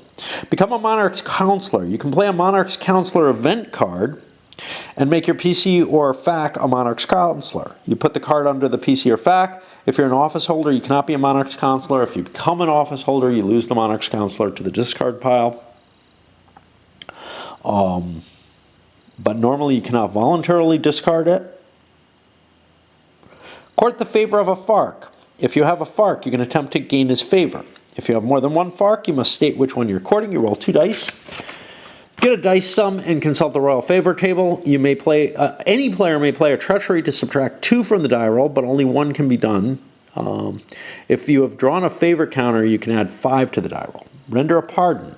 If you have a pardon event card, you may then pardon any one character who's banished, imprisoned, or a wrongdoer. The pardon returns the character to normal situation. Announce an amnesty. If you have an amnesty event card, all characters who are banished, imprisoned, or wrongdoers are returned to a normal situation. Create a henchman. If you have a henchman card, you can turn a FAQ, not a FARC, into a henchman. Maybe you can make a FARC because all FARCs are FAQs. So yeah, we'll see. A henchman may not be a Monarch's Counselor. A player may not voluntarily discard a henchman until once it's been used to make a character a henchman. Conduct an assassination attempt. To conduct an assassination attempt, you must have drawn an intrigue opportunity counter. You must then play an assassination event card. Remember, the any activity allows you to do this without both of them. Designate a henchman or your PC as the assassin and point out who you want to kill. And a character who is imprisoned, in hiding, or stuck in a country at war cannot be assassinated. A character who is abroad can only be assassinated if the assassin's abroad in the same country. Otherwise, the attempt can be made against any character or RC, neutral, friendly aligned, or enemy aligned. Roll 2 dice to get a dice sum and consult the assassination table, which is over here. You need to get a 9 or higher to succeed. 4 or less is problematic. The player attempting the assassination may play more than 1 assassination card. Each additional one adds 2 to the die roll. If any player may play a treachery card, subtracting 2, but no more than 1 can be used. A player can play an informer card to add or subtract 2. No more than 1 can be used to modify the assassination attempt. This is kind of disturbing. Again, timing of the card play can get, into issues. I don't know how to resolve that. There's nothing in the rules about it. If the target of an assassination attempt is a non-office holder, any player can play personal guards to subtract. Each one subtracts 2 from the die roll. If the target is a character or office holder. Any player can play palace guards, and each player adds or subtracts 2 to the die roll. More than one personal guards or palace guards event card can be used to modify the assassination attempt, and one player may play more than one card, including more than one of the same card. If the target of the assassination is the monarch, subtract 1 from the die roll. I need to check something. Okay. RCs who die are permanently removed from the game. I don't know, I don't think the event card that allows you to align that royal is removed from the game the same way that the opportunity chits are. Expose a scandal. Wow, we're going to have to swap batteries because there's a lot of these. And this is why the game is kind of tough, is that there's just, oh shit, my battery. There's just so many different things, and it's like some of them require an intrigue counter, some require an event card, some require both, some require neither. You know, it's not like you have a clear indication. You know, this was charging and now it's not again.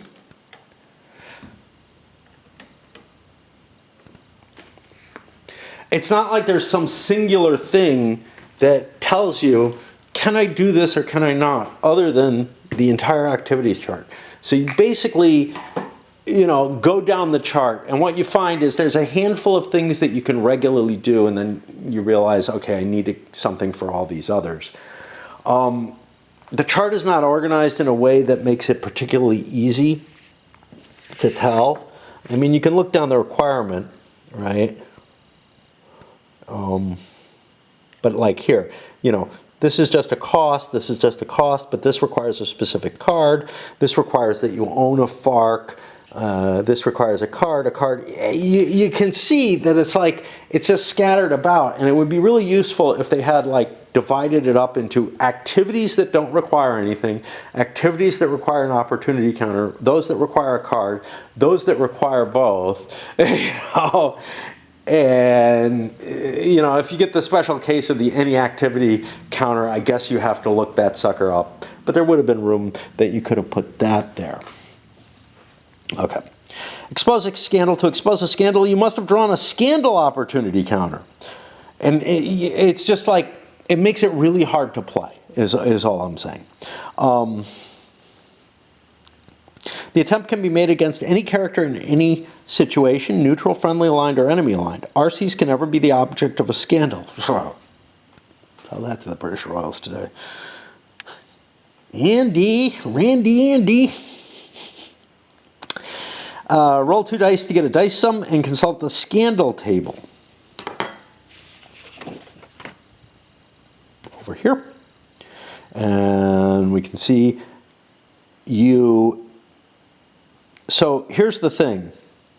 The accusing player has trouble on an 11 or higher. The accused has trouble on a 6 or less. Just to give you an idea. The player exposing the scandal may play one or more informal cards, each one subtracting 1 from the die roll. The player who is the object of the scandal may play one or more informer event cards and add 1 to the die roll. Escape. You can play an escape event card to allow one player to escape from hiding in Fandonia or imprisonment to any country abroad. A player may play prison guard event card to allow any one character to escape from prison. You know, how is this done? Escape. Yeah, we got it listed there. A player may play a port guards event card to allow any one character to escape from hiding in Fandonia. Didn't we have any one character to escape from hiding in Fandonia or imprisonment? Yeah, okay. So port guards is a little weaker. Any player may play a port guards card and negate the escape. If the escaping character is imprisoned, any player may play a prison guard card and negate the escape. An escaped character is considered to be in hiding in the foreign country now. Extradite a wrongdoer. You can play an extradition event card and then extradite any one character who's a wrongdoer in hiding, either Fandonia or abroad. The extradition, I'm being extradited from my own country to my own country. The extradition immediately returns this character to trial in Fandonia. It doesn't really feel like extradition, but a character in a country at war with Fandonia may not be extradited. Intrigue an opponent's card. To intrigue an opponent's card, the player must have drawn an intrigue opportunity counter or played an intrigue event card. Wow. It's just so random, you know, like the combination of of what's available. One or the other. No wonder they can't organize it on here in a way that would be more helpful. If the card is a legal card, it's discarded. If it's not legal, down with the king, assassination, treachery, intrigue. Not really convinced intrigue should be illegal. The owning player keeps the card but is accused of wrongdoing. A player with 3 or less event cards may not be intrigued from their hand. A player with a FARC monarch may not be intrigued. Remember, this can also happen off of like the Crown Events table as well, in which case the first player gets it for free, just for being the first player. Is there some disadvantage to being the first player? I don't know. I don't think so. I think it's just all good. Like there might be some very slight disadvantages. Recruit character. To recruit a character, the player must have drawn the NC's loyalty counter this turn. It goes away after that. So there it's not like in Republic of Rome, you can hold on to characters for a while as cards and choose to recruit them when you wish them. In addition, the player must have enough PPs to recruit the NC. An NC who's imprisoned and hiding, stuck in a country at war with Fandonia cannot be recruited. If you have drawn 2 loyalty counters, you may recruit both as part of the same activity if you have enough PPs to recruit both. Why would you have 2? Because you're allowed to buy counters as one of your actions. Recruit a character by treachery. To recruit an IAC or IARC by treachery, you must have drawn an intrigue counter. In addition, you must have enough PPs to recruit them. Then you have to play a treachery event card and point out the character you want to recruit. And that player automatically becomes a FAC or FARC. I think they mean the character. It would be kind of interesting if you actually got control of the player and put them on the table.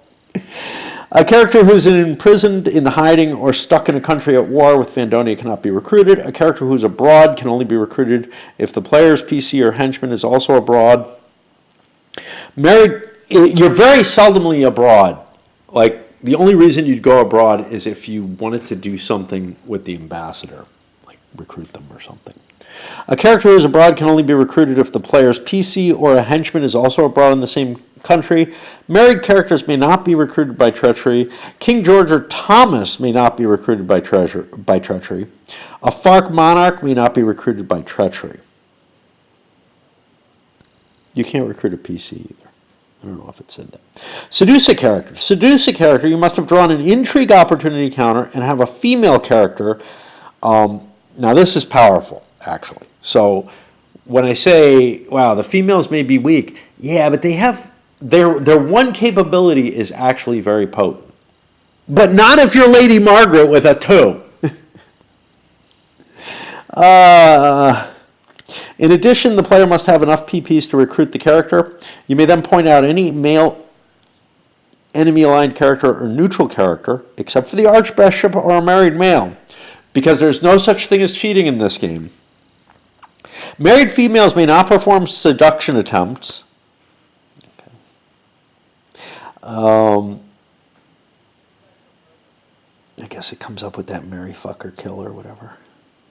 A character who is imprisoned in hiding or stuck in a country at war with Fandonia cannot be seduced. A male character who is abroad may only be seduced if the female character is abroad in the same country. Roll 1 die. If the number is less than the female character's seduction rating, the male automatically becomes a friendly aligned character. If the number is equal to or greater than the female seduction rating, there's no effect. Female RCs may not be used for seduction, and seduction attempts may never be made against male RCs. Any player may play a treachery event card or an informer card and negate the seduction entirely. That's what makes it weaker, is there are automatic full defenses on it. There's no wrongdoings or anything like that, though.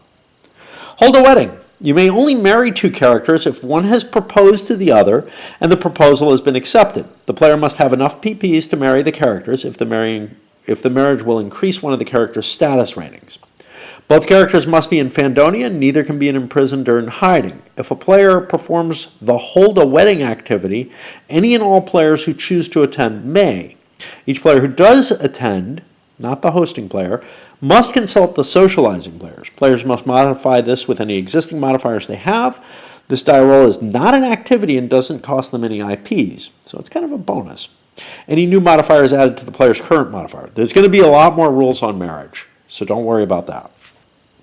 If you don't feel like that covers everything. It doesn't. Consult the prestige tables. You can consult a prestige table. You choose which one you want to consult. If you have a female PC, you may not go on the sporting table. Some tables have a cost which must be paid if the player wishes to consult the table. You roll 2 dice, get a dice sum. Each result also gives a modifier. These modifiers are cumulative to a maximum of plus or minus 2 and are applied from then on to any rolls on the same table. You can keep track of them on the sheet. You may pay 2 IP and buy a plus 1 modifier to use on any prestige table that you currently have less than a plus 2 on. This bought modifier is a one-time use only for the money. You may buy no more than 1 modifier per turn. You cannot consult the same table more than once, nor consult more than 1 table in the same player turn. Yeah, okay? That's a lot of words to say you can't do. You can only roll once on any of the tables. But yeah, it's more specific. So I don't know if you could say it more concisely. I don't know. Travel. You can designate a PC or a FAC to travel abroad to any country, or to return to. Now I'm stuck with it. Damn it! Or return to Fandonia from any other country. A PC or FAC who is banished, imprisoned, or in hiding may not travel. A character may not travel to a country at war or return to Fandonia from a country at war. Any number of characters can travel in one turn if a player performs the travel activity. But the magistrate, judges, sheriff, archbishop, and all RCs may not travel. Draw a counter or card. You can pay 1 IP and draw an opportunity counter, a loyalty counter, or an event card from the deck. You can only do 1 of the 3 each turn. This is in addition to the free counters and card that each player draws at the beginning of the turn. If you draw a gout or duel, you lose remaining activities, and you must fight a duel if need be. You may not draw a loyalty counter if there are none left. The cost of an IP, generally your cards and counters are going to give you enough to do that you don't want to buy more, but you might have desires to do so. I'm going to pause there because I'm tired. I know I'm going through a lot of specifics, and in a way, like if this was a CDG, these would all be, or most other games, these would all be spelled out on the cards, and maybe there would be so much variation, or even as much as there is here, but you just wouldn't go through it. You'd say, well, we'll hit them as we hit them. But I feel like you have to be aware of all of this because you can't do these activities, like some of them you can always do, some of them you can do with certain requirements, etc. It's just sort of a messy design in a lot of ways, and it was very frustrating. Now, beyond that, I found that the game had other issues, which is that it's really hard to get anywhere in this game. I may not finish the playthrough of this. I'll give it a fair shot, but I remember giving up in frustration several times. May have been that I played with 6 players. I'm pretty sure I played with less at other times as well, though. Not positive, but pretty sure. Okay. Wow. To the event cards. Let's try to avoid going through the rules in quite as much detail if we can. You may not have more than 12 event cards in your hand. There's an optional rule that starts you with 15, so I don't know. It may increase the size. Cards that have been played don't count, like your henchmen or whatever. At the end of your turn, if you have more than 12, you must discard down. You're never allowed to get rid of your down with the king card. So you always have a crime in your hand. Discarded cards have to be shown to all players. A card that's intrigued must be shown. List of cards that are discarded when played. Henchmen. We got all of these. And okay, support cards are discarded as a result of certain tables, opportunity counters, or the player losing a usurpation. When a council dictating the discarding of support cards is accepted, only support cards in the player's hands are discarded. This is something where you have to play with a certain amount of trust because the hands are hidden. And here, so these markings on this card, this is because I had a rubber band on the deck of cards at one point. And yeah, it's not a big deal because the cards are so bad that the color mismatch. Of course, this card is a down with the king. Okay, we can't have that. And I'm not surprised by that, to be honest, because I would put those cards, the down with the kings, separate from everything else because they don't get shuffled in the deck and used. Anyway, what are we getting to?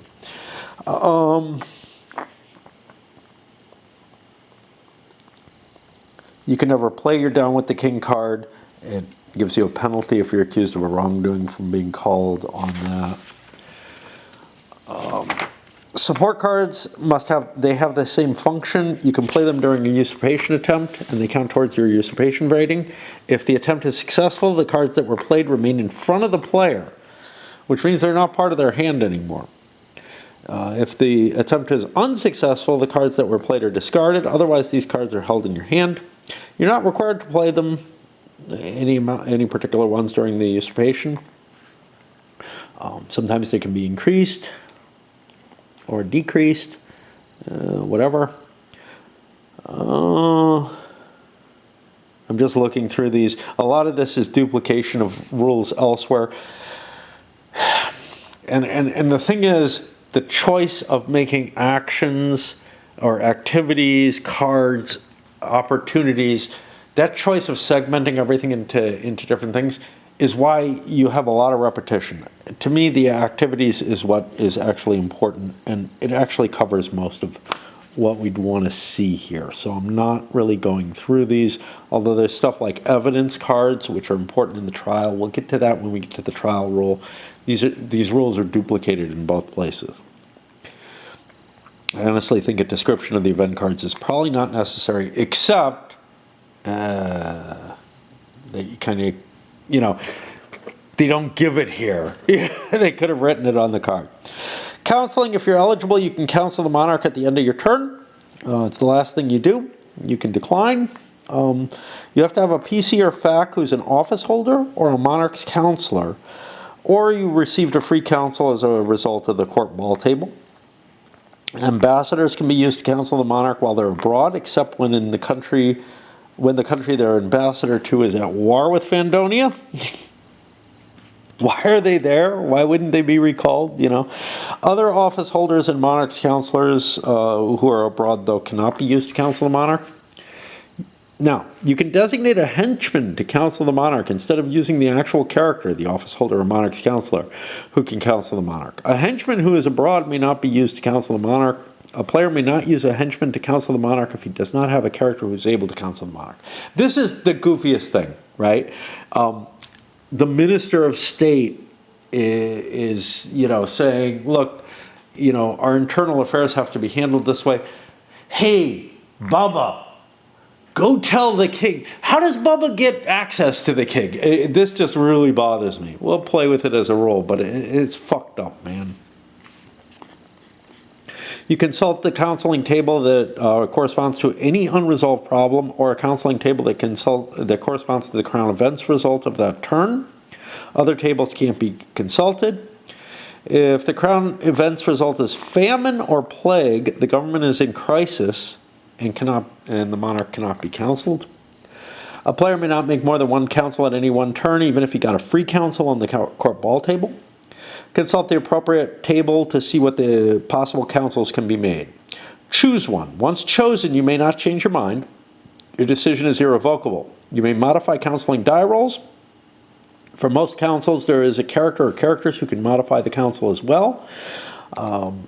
If the listed character is a PC or a FAC, that respective player may modify the die roll by 1. NCs will not modify. It's kind of weird with FAC. They mean anybody's FAC. So it would be EAC. The player then rolls 2 dice to get a dice sum, checks the counseling attempt table. Counseling results table. And you roll on here with your modifiers. You get a bonus if you get a 5 or higher. You get a PP. Below that, bad things happen. On a 9 or higher, the monarch is pleased. Now, what's interesting is if you have your henchmen do it, you don't lose your office. Which to me just feels, again, it feels stupid. It just feels stupid. I'm trying to think of a situation where, a high government official would send their fucking goon in to handle this. Like, how is that okay?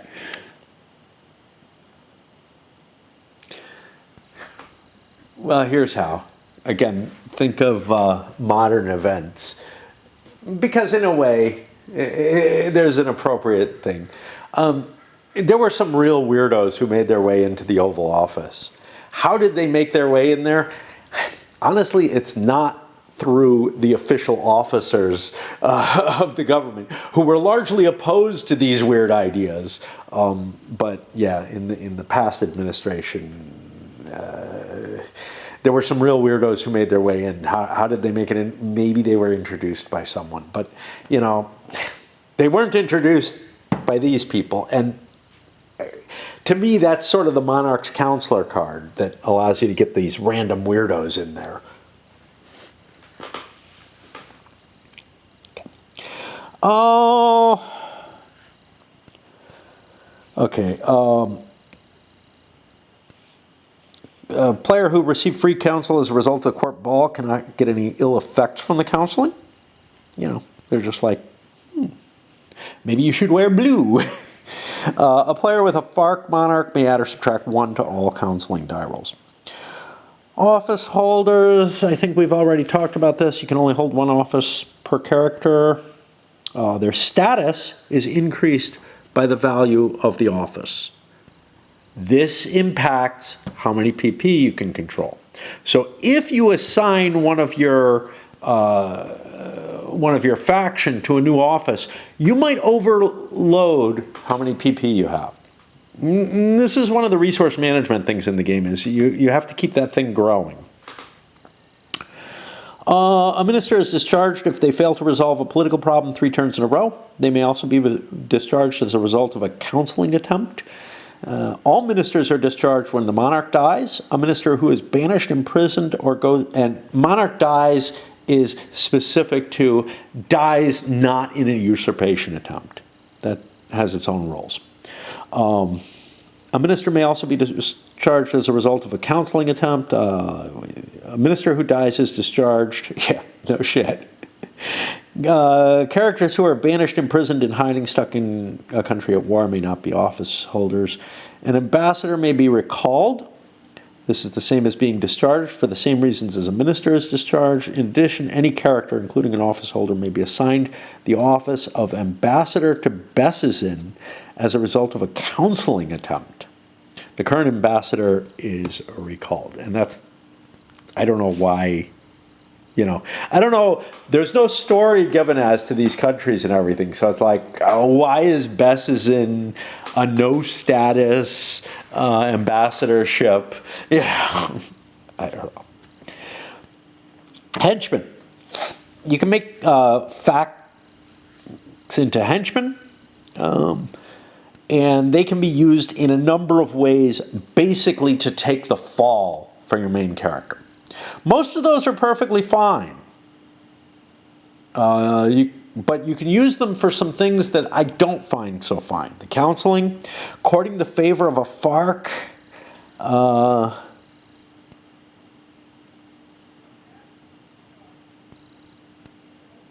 which prevents the FARC from becoming a neutral royal character. It's like, I don't know, you know.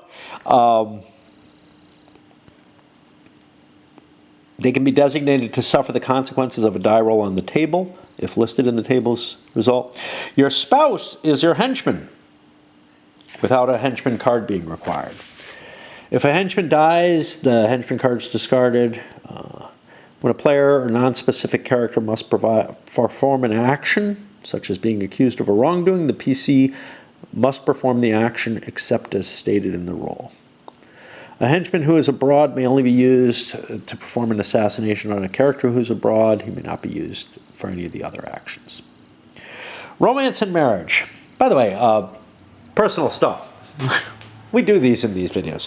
So yeah, I did some yard work today. Not a hell of a lot. A light amount because I felt injured and tired and sweaty, and there was something more important than what I was intending to do. And then, you know, I have a series of electronic tools, right? Including a chainsaw, of all things. But my weed whacker, my hedge trimmer, my chainsaw, all use the same battery. And it's kind of a pain to, you know, to grab a particular tool and everything. And for whatever reason, I needed to use my hedge trimmer to cut a few things. It was a pretty minor set of tasks that I had, you know, just to clear a certain path that I have in the back there somewhere. And I'm like, oh, that's what I'll do. And I'm like, well, that took like 5 minutes. So I went around and did some other stuff with the same hedge trimmer rather than a more extensive task that I could have done with my weed whacker. Probably would have done a less extensive task with the chainsaw. I have some wood to cut still, but anyway. But right now, I've got my laundry in, and I think it's just finished in the washer, which means I probably ought to move it to the dryer. I'll go a little further before I do that. So, romance and marriage. All characters and RCs may marry except the Archbishop, Thomas the Pretender, and Jane, the mistress. She's busy, man, and she's real busy. To marry, one character has to be male and one must be female.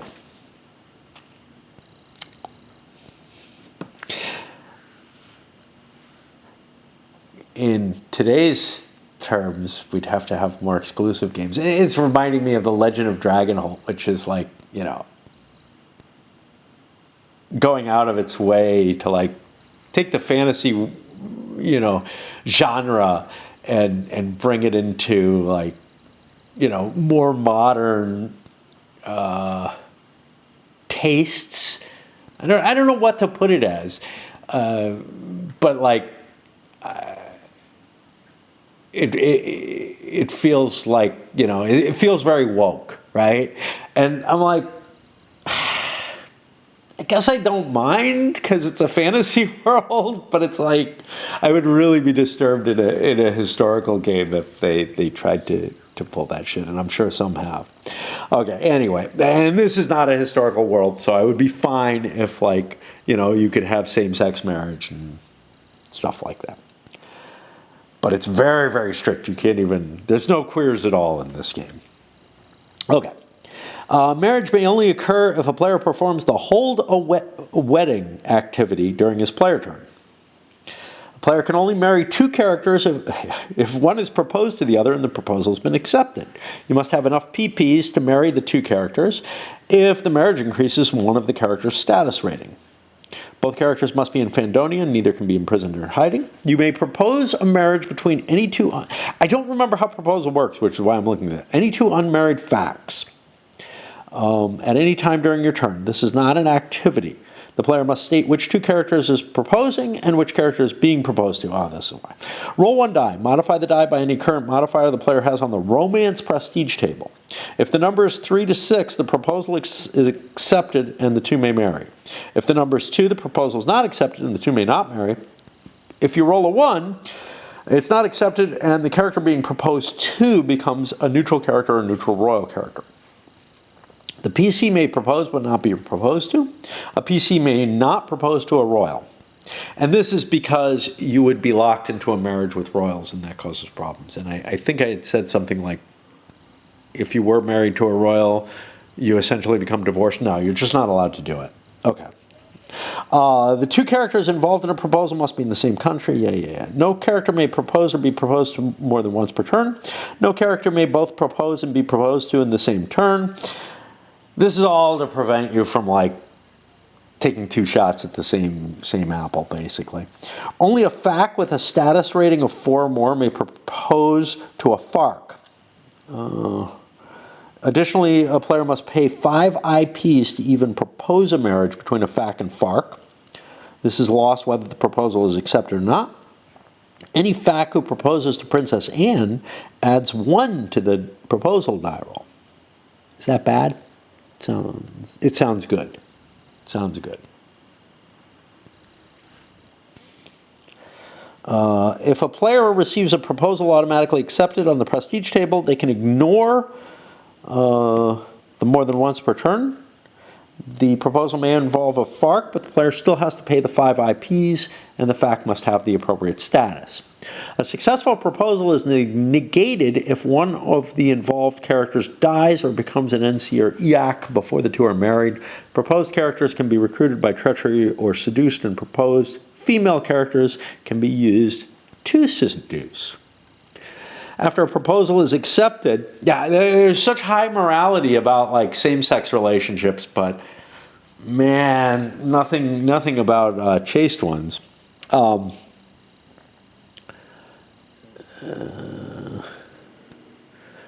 a proposal is accepted, a wedding must be held for the two characters to marry. To show that two characters are married, you overlap the cards.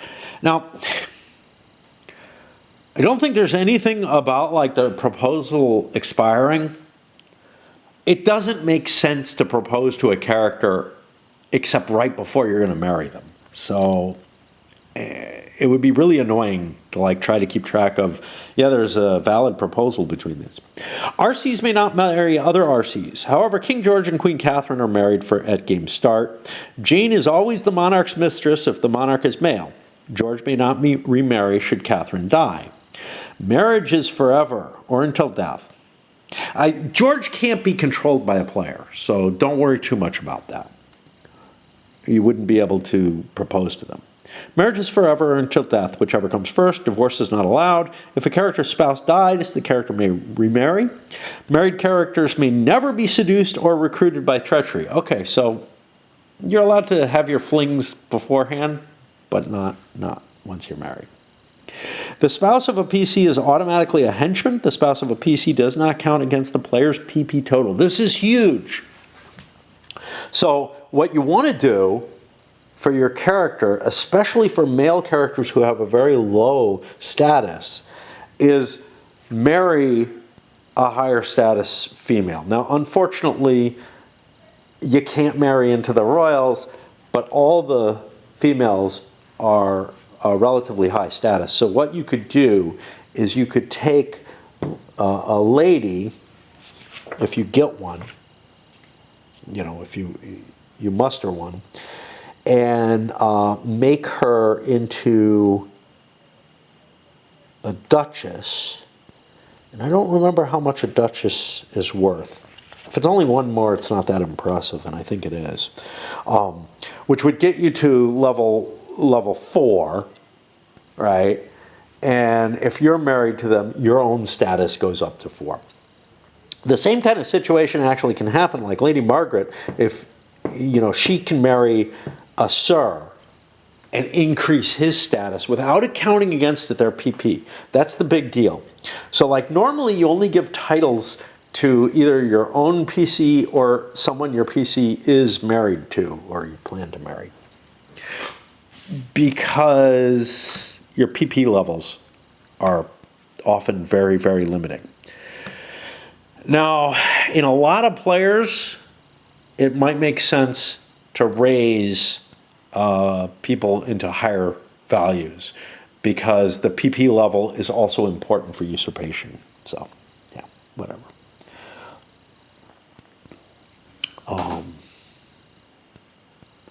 taking a FARC under your control is an expensive load of PP, but you need a FARC to usurp. Now, Thomas is the exception there, right? Like, you can use Thomas instead. Okay. Married characters each have a status rating equal to the higher status of the two. However, a spouse cannot benefit from this status rating if their partner is banished, imprisoned, or a wrongdoer. A character who weds an RC automatically enjoys a status rating of 8 while married to a FARC. Really? Is that the lowest? So Alfred the Bastard is a 5. You would be rated an 8 if you married him, which would then raise him to an 8 as well, I think. Almery the Cousin's only a 7. You would be raised to an 8. This feels wrong. Like you're getting a higher status than the royal you're marrying. Here's what I would say instead. You get a status equal to the royal you're marrying with a maximum of 8. I think that makes a lot more sense. So marrying the royal bastard shouldn't boost you to an 8, and then your spouse would be boosted to an 8 as well. But maybe that's intended. I don't know. I don't know. I'm just not happy with how this is worded, and I also don't trust that that this wasn't fixed at some point later on or something, like, or shouldn't, or wasn't in error to begin with this era of rules. There are plenty of errors in games of this era. Let's see. A character, right, keep track of the status on the record sheet. If the fact becomes an NRC, king or queen, the character's loyalty counter stays on the character's card, which is placed next to the monarch. The character may not be recruited in any manner. If the monarch dies, the king or queen becomes a neutral character, duke or duchess, and the character's loyalty counter goes back to the container. Now, a duke or duchess, I think, only has a level 4. Duke is 5. Yeah, I think Duchess is also 5. See, that would be problematic then, wouldn't it? No, the Bastard's a 5, right? Yeah. Thomas has a status of 4, but he's sort of a weird special case. So he would either be... You're not allowed to use him except in a usurpation attempt. Now, you can marry him off, I think. No, he's not allowed to marry, right? I don't know. I think he was specifically not allowed to marry. I think we had seen that somewhere. I can't find it here.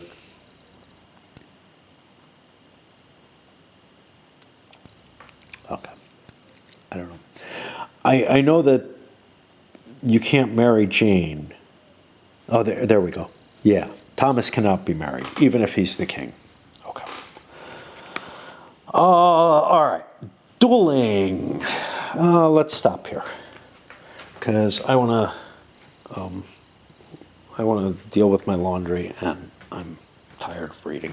Very short break, I guess.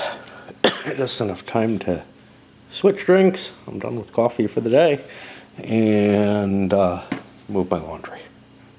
Well, I don't know if I trust it. It seems to be charged, so I couldn't convince it to tell me it wasn't. All right, you might have to fight a duel. Only characters up to 44, which means the non-office holders. No, the females are out, but also 52 to 54 are allowed to fight duels. These guys are non-office holders. 52, the sheriff, the admiral, the general. I don't know who else.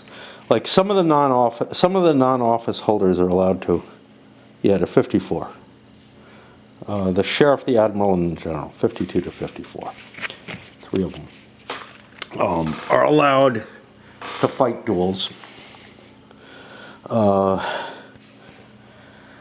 archbishop, the judges, the magistrate, they're not allowed to. The royals aren't allowed to. The females aren't allowed to. When a player is required to fight a duel, he may use his PC or henchman. If he does not have a henchman, he must use his PC. If his PC can't fight a duel, he must designate a henchman to fight the duel. Must. If you cannot fight a duel and you don't have a henchman, no duel is fought and there's no penalty. If a PC or FAC is required to fight a duel, the respective player may use a henchman if they choose to. Otherwise, they must fight the duel. If they cannot fight the duel, they must designate a henchman. Yeah, saying the same thing. Neutral characters designated to fight a duel fight it for themselves. RCs never fight a duel. To find a character's opponent in a duel, you roll 2 dice. The character with the corresponding ID is the opponent. If you get an invalid die roll, for an NC, then you roll again. But if you get one of the females as a PC or a FAC, then one of that character's henchmen have to fight the duel if possible. And I think you end up flipping over to. I think that can negate the duel entirely, the way this is worded. When a duel must be fought as a result of the court ball table, the opponent must be a character who's also at the court ball. You roll until such a character's ID number is rolled. If the character who must fight the duel is abroad, it must be another character who is abroad. If no other characters are abroad, no duel is fought. Ambassadors cannot be opponents in duels. This is so unlikely. A henchman may not be designated to fight a duel for another character in this case. I don't know. I would think they should be able to if they're in the same country too. Which is, almost, it makes it almost impossible, but yeah. An opponent in a duel may be a PC or FAC. To fight a duel, you roll a die and compare it to the character's dueling rating. If the character is a PC or FAC, the respective player rolls the die. If the character is an NC, the first player rolls the die. I would say the same player shouldn't be rolling the dice. If you're the first player and your character is involved in a duel with a neutral, somebody else, the second player or whatever, should roll the die, whatever. Not that that really matters. If the number is less than the dueling rating, the opponent is killed. If the number is equal to or greater than the dueling rating, there's no effect. Dueling die rolls are simultaneous. Any results take effect only after both rolls have been completed. If the player was required to fight a duel as a result of carousing, he adds 1 to the die roll. He's too drunk to fight. Too drunk to fight. Fight. Any player may play a treachery event card and add or subtract 1 from either player's, but not both's die roll. No more than 1 card can be played by any one player to modify dueling die rolls, but more than 1 card can be used to modify either or both players' rolls. Yeah. Kill them all. If a PC or FAC kills an opponent in a duel, the player must roll a die. If he rolls a 1, the character is accused of a wrongdoing, otherwise no effect. You're normally in Fandonia, however, you may travel abroad. If you're banished in hiding or imprisoned, you may not travel. Traveling either abroad or returning to Fandonia is an activity. You may not travel abroad and return to Fandonia in the same turn. When you're abroad, you must be in a specific country, and there's markers for each country. Any number of characters can travel to each country. There's no fucking reason to unless you're wanting to do something to the ambassador. A minister who has failed to resolve an unresolved political problem may not travel. If a minister is abroad when a political problem occurs, he must attempt to resolve. He automatically returns to Fandonia without taking an activity. Ambassadors and their wives are abroad in the country they are the ambassador to. They may not travel. Ambassadors may be used to counsel the monarch, except if the country they're ambassador to is at war. Other office holders and monarch's counselors may not while they're abroad. All kind of specifics that we've already kind of covered or else use common sense. If a player's PC is abroad, any gains are, if you use common sense, they're covered in here. If a player's PC is abroad, any gains or losses made on a prestige table are cut in half. In addition, if the prestige table is fight a duel, it can only be fought against another character who can fight a duel who's abroad in the same country. If you're abroad, you may not be killed during a plague. You may not be an opponent in a duel unless other characters in the duel is in the same country. You may not be assassinated unless the character performing the assassination is in the same country.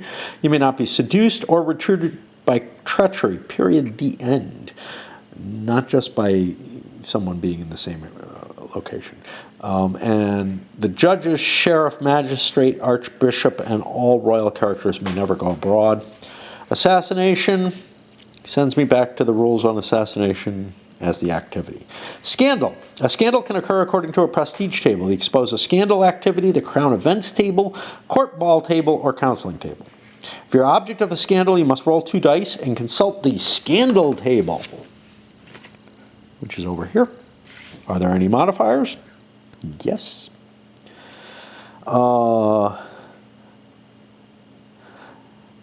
Okay. If the character who is the object of the scandal is a PC or fact, the respective player may play one or more informer event cards, each of which, PC or fact is just about everything, each of which adds 1 to the die roll. If the player performing the expose the scandal, if a player is performing the expose the scandal, this player may play 1 or more informer event cards as well, which subtract 1 from the die roll. Other people can't.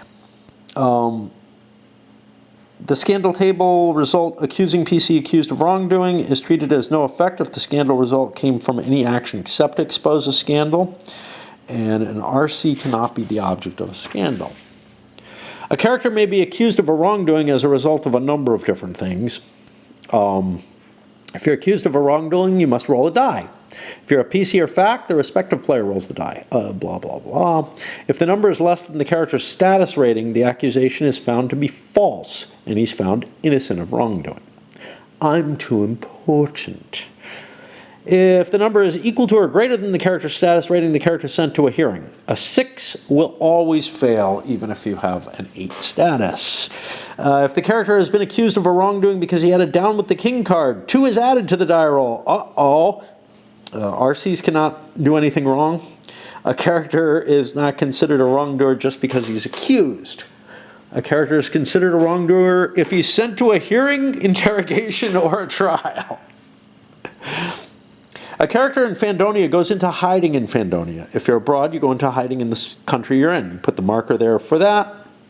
Any number of characters can be in hiding in Fandonia and abroad in each country, not limited by countermix. A player may not send a wrongdoer into hiding after a hearing or interrogation, or when sent to a trial by a table result. A player may send a wrongdoer into hiding before he's sent to a hearing or when he is sent to a hearing by a table result. A character who is extra, there's no difference there. You just announce, I'm going into hiding instead of going to the hearing. A character who is extradited may not go into hiding to avoid a hearing or trial. A player may send a character who is not a wrongdoer into hiding at any time during his player turn. This doesn't make you a wrongdoer. You're just like chilling out in the woods or something. You cannot go into and out of hiding in the same turn. If a PC is in hiding, any gains or losses made on a prestige table is cut in half. The prestige table result fight or duel is ignored. You may only draw a loyalty, an opportunity, or an event card each turn, not all 3. In addition, if you're in hiding, you may only perform 1 activity each turn, never more. Was there a similar restriction for being abroad?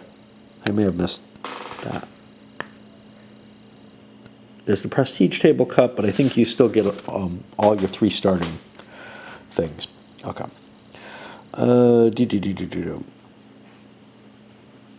In addition, if the player's PC is in hiding, you may only perform 1 activity, never more, even if you have the extra activity opportunity card or counter. A character in hiding may not be an office holder. If an office holder goes into hiding, they no longer hold the office. RCs cannot go into hiding. A character in hiding may not travel. If you're hiding in Fandonia, you may attempt to escape, however, abroad to another country, which is an activity. So like, you can't travel, but you can escape. But remember, like, port guards allow you to prevent an escape. An NC in hiding may not be recruited or seduced. Characters in hiding may never be assassinated. So there's reasons you might want to go into hiding, but the reality of the game is, unless you're a wrongdoer, you probably don't. Like, if you're hiding to avoid being like treachered or seduced or assassinated or something like that, you're probably playing the game wrong, because you're not going to gain enough momentum to do the things you need to do. But maybe if you're really important, it's worth going into hiding. I don't know. A character in hiding in Fandonia may come out of hiding at any time. If he's a wrongdoer, he's sent to a hearing. This is not an activity. A character in hiding abroad may come out of hiding at any time. If he's a wrongdoer, he's immediately returned to Fandonia and sent to a hearing. This is not an activity. A wrongdoer in hiding is returned to a normal situation by pardon or amnesty. Is he still in hiding? I don't know. There is nothing to mark wrongdoer, okay, and the status of that. And I don't think there's anything on here that allows you to do it as well. So you're going to have to make notes some other way as to whether or not someone's a wrongdoer, or maybe if someone's not a wrongdoer and they're in hiding for some reason. Normally, you resolve the wrongdoer kind of immediately. Extradition. A wrongdoer in hiding may be extradited. He's immediately returned to trial in Fandonia. Not sent to a hearing.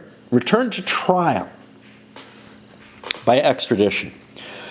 This is an activity. A character may also be extradited as a result of counseling table. This is not an activity. A wrongdoer in a country at war with Fandonia may not be extradited. A character who is extradited may not go into hiding to avoid a hearing. It doesn't sound like you're going to a hearing. It sounds like you're going directly to a trial. I'm not sure. It looks to me like there's an error there. I don't know what it is. Hearing or trial. Normally, you would go to a hearing. Okay, let's go on. A character sent to a hearing must roll, and I feel like you probably should be. A character sent to a hearing must roll 2 dice to get a dice sum. If the character sent to the hearing is a PC or FAC, the respective player rolls the dice, blah, blah, blah. If the number is less than the character's status rating, the accusation is found to be false and the character is innocent. Now remember, accused of a wrongdoing, you roll a single die and you're trying to get less than your status. Here you're rolling 2 dice trying to get less than your status. If the result is equal or greater than the character's status, the character is sent to trial. However, an NC or FAC who is sent to trial must first be interrogated. PCs are never interrogated. They will not talk. But there's penalties to like not talking. Any player may play an evidence event card, which adds 1 to the die roll. If no evidence is played, 1 is subtracted from the die roll. Any player can play an alibi, which subtracts 3 from the die roll. Any player may play an informer, which adds or subtracts 1 from the die roll. More than 1 of each of these cards can be used to modify a hearing, and 1 player may play more than 1 card. Now, if you're a neutral character or a FAC sent to trial, you have to be interrogated, but not a PC. A character to be interrogated must roll 2 dice to get a dice sum and consult the interrogation table over here. If the character to be interrogated is friendly, the respective player rolls the dice, otherwise blah blah. PCs and RCs are never interrogated. A player may play a treachery card, which subtracts 1 from the die roll. You may play prison guards and add or subtract 2 from the die roll. No more than 1 of each of these cards can be used to modify. Again, it's not clear. If I play prison, who gets the first chance to play the prison guards? Is it a rush to play, or is there some kind of sequencing in there? I don't know. Unless a character dies, it's not covered in the rules. These timing issues are just not handled. Unless a character dies under interrogation, he then goes to trial immediately after. For interrogation, bad stuff happens unless you roll a 9 or higher. FAC exposes PC. So like if a friendly aligned character would then cause your PC to be accused of a wrongdoer in addition. But if it's an NC who's being interrogated, nothing bad will happen. In some of these others, it just makes him more likely to be in trouble. Most of this doesn't matter, right? Like let's say Sir Donald's being interrogated and he dies while being interrogated. And he's just a neutral character here. Well, he just goes back there, right? So unaligned characters, yeah, you might lose an office. It's possible somebody unaligned might end up in a shitty situation, like imprisoned waiting for execution or something like that, where they're still in play technically for a little while and not available to be recruited if you draw the opportunity jet or something. I need to swap batteries again. So we've gotten the hearing, the interrogation. Let's get to the trial. To another one of my personal interludes. You know, it's weird how fast time passes nowadays. Sometimes at work, time passed very, very quickly. I'm talking about by day, like not hour by hour. Hour by hour feels just fine. But I'm just shocked that like it's Thursday. It feels like, you know, I've had like 3 days since the last time, you know. And when I think about it, it's fine. I understand that it is indeed this late in the week. But I feel like, you know, just I haven't gotten enough done in enough days or whatever. Sometimes at work, things went weird one way or the other. Sometimes when a lot was going on, I actually felt like time passed more quickly. When not much was going on, the week seemed to drag. And there would be times when I'm like, it's only Tuesday? What the fuck? Now, not much is going on, and time is flying, and it just seems odd to me. Anyway, let's get to the trials. Why did I start talking about that? I don't know, because I felt like I'm hungry. For some reason, that made this necessary. Okay, trials. A character who's sent to trial has to roll 2 dice to get a dice sum on the trial table. And yeah, bad stuff happens if you get higher than a 3, okay? How bad? Depends. But you've already been, you know, sent to a hearing, and the hearing has, you know, it's kind of like a grand jury or whatever. It is found that you are almost certainly guilty, right? The trial is a little bit more of just mere formality once the hearing's in place. And that is kind of thematically suitable if you consider, like, you know, how England, which this is kind of based on, once you went to trial, you were pretty much fucked.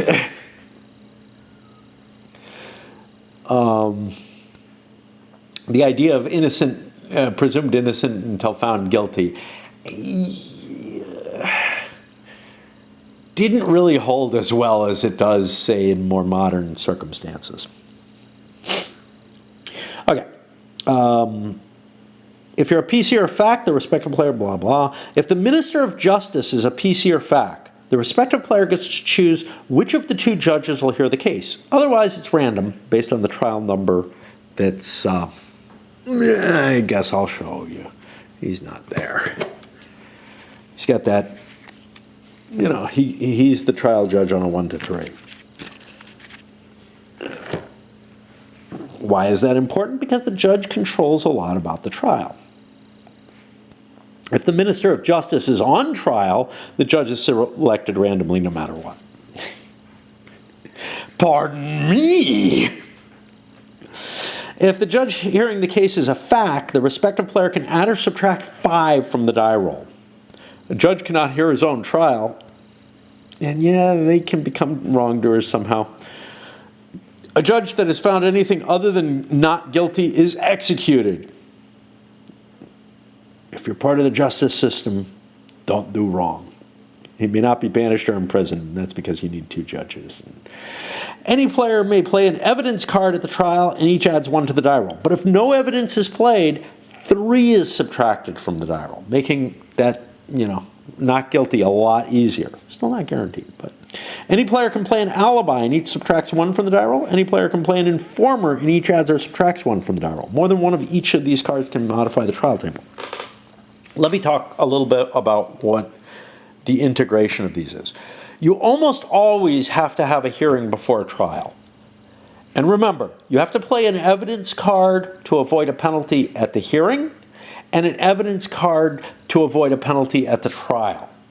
So someone, in order to get someone hanging on the, in order to get somebody executed or something else bad, usually people have to kind of work together because you probably aren't holding a lot of evidence cards. I don't know. I mean, why not? It's not illegal. No reason to discard it. Okay. The results, not guilty, hey, nothing happens, you're cleared of wrongdoing. Banished. You get a banished marker for the country that you're sent to. What country are you sent to? I don't know. We'll see here. Imprisoned. The character is imprisoned, they get an imprisoned marker. There'll be special rules for that over here. Awaiting execution. You're imprisoned and you'll be executed at the end of the next term. You get an awaiting execution marker on your card. Immediately executed, you're dead. Okay, banishment. If you're banished by trial, if the Minister of Justice is a fact, the respective player chooses which country you're banished to. Otherwise, the first player chooses. Wow, another bonus for the first player for no apparent reason. Characters may not be banished to a country at war with Fandonia. Place a banished marker on the card. More than one character may be banished to the same country, not limited by countermarks, which is good because there's only like one counter for each country. If a player's PC is banished, any gains or losses made on the prestige table are cut in half. The prestige table result, fight and duel, is ignored, even if there are other people there, which pisses me off. But somebody else could end up fighting a duel with you, I believe. The player may, I don't remember if there was an exclusion for banishment. The player may only draw a loyalty counter, an opportunity counter, or an event card each turn, not all three, as if they're in hiding. In addition, the player may only perform one activity each turn, never more, even if they get an extra activity, event or card, opportunity, chit, or card, I don't know. Banished character may not be an office holder. Yeah. RCs cannot be banished. A banished character may not travel, but they may hide. Why would they hide? They may never be they may be recruited. They may be assassinated. They are a wrongdoer. You ignore, though, any other accusations of wrongdoing against them. Anything they do wrong after that is fine. A banished character may be returned to normal situation by a pardon or amnesty. After a PC or FAC has been in banishment for 3 turns or more, they may have the PC or FAC commit suicide. Yeah. I was thinking, so for your PC, obviously, there's reasons to do this because your activities are limited. For a FAC, you're not allowed to release FACs. So they're going to count against your PP, and that's problematic. Character can be imprisoned by trial. You put an imprisoned marker on them. If the PC is imprisoned, the player may only either draw an opportunity or event card, and they may not draw a loyalty card counter. If the PC is imprisoned, they can only perform the following activities: render a pardon, announce an amnesty, or escape. An imprisoned character may not be an office holder. An office holder is imprisoned as discharged. RCs may never be imprisoned. They may not travel nor hide. They may escape abroad. An escaped prisoner that returns to Fandonia or is extradited is imprisoned again. How do you remember? Yeah, like, what if, we'll see. There's another status which is imprisoned awaiting execution, which you can escape from. An NC in prison may not be recruited. Imprisoned characters may never be assassinated. Tell that to Epstein. An imprisoned character is a wrongdoer. Ignore any other accusations of wrongdoing against him. An imprisoned character may be returned to a normal situation by pardon or amnesty. Beginning with the second turn a character is imprisoned, you must roll 2 dice to see if you die in prison. If the character is a PC or FAC, the respective player rolls on an 11 or 12, the character dies. After a PC or FAC has been imprisoned for 3 turns or more, you may have them commit suicide automatically. Execution or death. If the monarch dies, they have to be succeeded. And that is only by natural death, not by usurpation. Usurpation has different rules. Whenever it says if a monarch dies, they mean by other means. If a royal character dies, the royal character is immediately and permanently removed from the game. The PC's royal alignment event card is removed at the same time. Thomas can only die as a result of a usurpation attempt, even though he is not permanently removed from the game. He becomes an NRC instead. He's a generic character who can be used for usurpations. He can even be used against himself. If an NC dies, the character is put in the office holder or non-office holder pile, whichever one's appropriate. If he has an office, it's vacant. If a fact dies, the character is put in the office holder or non-office. This is the thing. Like, this guy's already there. If he dies, he goes back there. But it's possible he might be floating around here in prison for a while. Or something. If a fact dies, the character is put in the office holder or non-office holder pile, whichever. Yeah. If a PC dies, the player loses half his PP and must reduce his faction accordingly. This is the one time that you're allowed to discard faction members. All table modifiers, any titles, court ball ban on the PC, and any offices are lost. Any councils the player made, though, remain on record. So he doesn't have to make that specific council again before he's free. If the PC was married, the spouse remains in the faction, but counts towards the PP total. The player must discard 5 event cards from his hand. If he has less than 5, he discards however many he has, not the down with the king card. In addition, the player does not receive a player turn during the current turn, if he's not already had it, nor during the next turn. Turn the PC's card face down. When a PC's card is face down, the PC may not take part in any game action for neither gain nor loss. He's still like a kid or something. The player may still play event cards, though, and his facts and farks may still be involved in the regular flow of the game. On the second turn after dying, turn the PC's card face up again. The player's heir is considered in the game. The heir begins the game unmarried with status rated shown on the card. You lose, you lost all titles and everything. If you're awaiting execution as a result of the trial table, you're in prison. You're executed at the end of the next turn unless there's an amnesty, pardoning, or escape. If he does escape or is extradited to Fandonia, you're immediately executed. So you got to, again, remember this other status. There's no counters or anything to do that. If a married character's spouse dies, the character may remarry. If a character's RC spouse dies, the character becomes a duke or duchess at no cost and has a status rating of 8, not the 5 that you normally would at that value. Keep track of the status rating on the record sheet. Okay, if you're going to keep track of that, again, I'm going to say, look,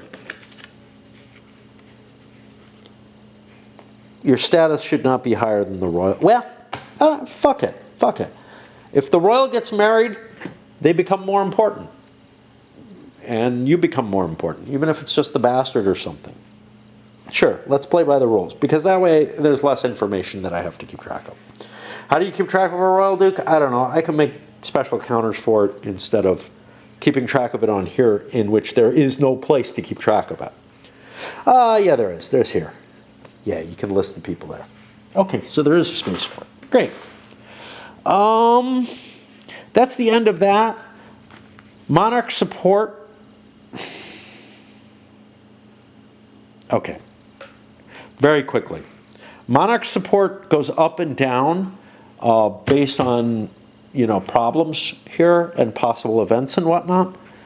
And it will affect the usurpation value for either the FARC, for the FARC as the monarch during a usurpation attempt. Government in crisis. If the government support drops to 0, the government's in crisis. Players can use no more than half their IPs each turn. If you have one, you can use it, though. +1 is added to all problem die rolls, making them harder to resolve. The status rating of all officers and NRCs is cut in half. Characters regain their previous status ratings when the crisis ends. No counseling is allowed. The monarch's support value becomes a negative number. It's bad to be the king. And the crisis ends when a new monarch is crowned and their support will be reestablished by a random roll, or if the Monarch support becomes positive again through normal gameplay.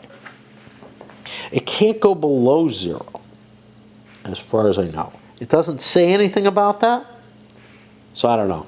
We'll think about that. All right, gonna break. Like I said, I'm hungry. I'm gonna eat some food. We're gonna try to get this out by tonight.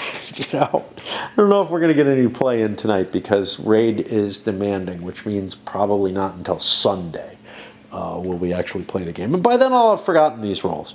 Forgotten the rules just as I forgot them. I mean, I read these rules a couple of weeks ago, maybe less than that, maybe a week ago or so, and I mean, I know them kinda better than I knew them from having not played it for I don't know how many fucking decades. Like, I probably haven't played this since the 90s, to give you an idea of how long it's been. I certainly made an attempt to play, well, first of all, sometime in the 90s or early aughts, very early aughts, but probably in the 90s, I played it with my first wife. I probably played it by myself before that to get up to speed, which is what I would do if, like, I planned a game, if we planned to play a game and then I was going to explain it. That way I wouldn't be going through the rules, explaining everything. I would give probably a much, much higher overview of what you can do and whatnot. Like, I would say things like, well, look at the activities chart, that'll tell you what you can do and whatnot, instead of reading through all this because whatever. And look, if that's what I said, you wouldn't be able to play it very effectively but on the other hand, the information that you're gaining right now is not sufficient to play either, right? It's going to go over your head. Just as a matter of, I'm just droning on and on. A game like this is just problematic, as far as I'm concerned. The way the rules are structured, the way the game is structured, the components and whatnot, make it so that it's really, really hard to teach the game. You play it a couple of times, and Republic of Rome has this issue too. Like, there were areas of the rules that were just like, we would get it wrong or whatever until we stopped getting it wrong. So it's a matter of, to get the game right, you just have to keep practicing at it. And unlike Republic of Rome, I don't see this as a game that would get people addicted. That's why I'm confused that people have played it like 10 times. Maybe they had a brief addiction to it. Maybe. But it's like, other than that, it's really hard to justify. You'd probably play it once and say, that really sucked. Play it a second time and say, yeah, okay, I feel like I have a better feel for the game, and I still don't think I like it. But maybe some people got hooked on it for a little while. I don't know. Well, I guess it's about 9 p.m. at this point. Which, again, as usual, I got down there around, I got there early, but I've been spending about 4 hours playing Raid, and that's because I'm holding off on stuff. The game just is a total fucking time sink. But that's okay, that's part of why I do it. All right, IPs. IPs can be acquired through various tables, etc. They can be lost through tables. You can never have negative. They're essentially like cash. Sometimes you have to pay them to perform something to do one of the tables. You can't use them on a turn that's a famine for any reason. And you can't use more than half when the government's in crisis. They're always open for inspection. PPs can be acquired in the same sort of ways and lost in the same sort of ways through prestige tables, etc. You can never have negative. You can only recruit characters or hold on to facts and farks if you have enough PPs. You may only marry 2 characters if you have enough PP to do so. Your current PP total must be equal to or greater than the total of all your facts and FARCs. Status ratings. If your PP total falls below the total of all your facts and FARCs and status rating and PC's status ratings. Really? Your PC counts against you. That's very interesting. I did not think that was the case. I thought you got your PC for free.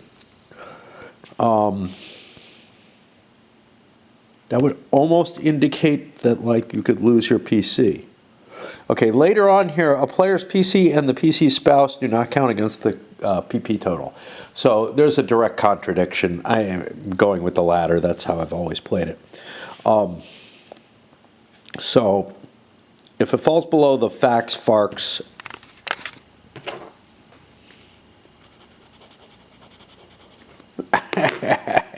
there we go.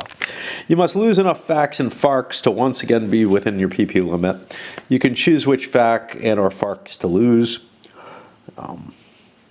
When you lose a FAC, the FAC is returned to the office holder and non-office holder pile, and the FAC's loyalty counter is returned to the loyalty counter container. An office holder remains in office when he becomes an NC. If he has some counter on him, he'll maintain that counter. If a player is forced or chooses to lose a married character, it's assumed that the fact that is lost dies. Treat this as the NNC dying, because there is no divorce in the game and you don't lose them both at once. You could lose them both at once, then they both die or something. Or one of them did and you don't know who. You may not voluntarily give up facts or FARCs as long as you have the PP to hold them. Every time I say PP, I think that, I feel like a 6-year-old, A player's PC and the PC spouse do not count against. PPs may not be kept hidden. They cannot be traded or sold. IPs, I think, could be. Nope, they can't be traded, bought, or sold. I thought you could. It would make sense if you could exchange them because they really are like money. You can buy PPs with IPs at the rate of 1 PP for every 5 IP. You may buy as many as you can afford and it doesn't count as an activity. All right, how do you win the game? And we're almost done here. I'm not going to touch the optional rules. I'll briefly talk about what they are. I don't want to play with them. I feel like the game has enough messy, is going to be a pain enough without them. Usually I play with maximum player count. I play with the optional rules. This particular game, I don't feel any desire to. I don't really think they mean something, but they don't really add much. Okay, you can attempt to usurp the monarch at any time during your turn. If you have a FARC, you can use the FARC of your choice for the usurpation. If you don't have a FARC, you use Thomas the Pretender. You may not use Thomas in a usurpation if you have a FARC. Jane, who is a royal character, cannot be used for usurpation. If you only have Jane, you can use Thomas. You figure an RC's usurpation value by rolling the number of dice stated, 1 or 2, and multiplying by a number after. To figure Princess Anne or Alfred the Bastard, simply roll 1 die.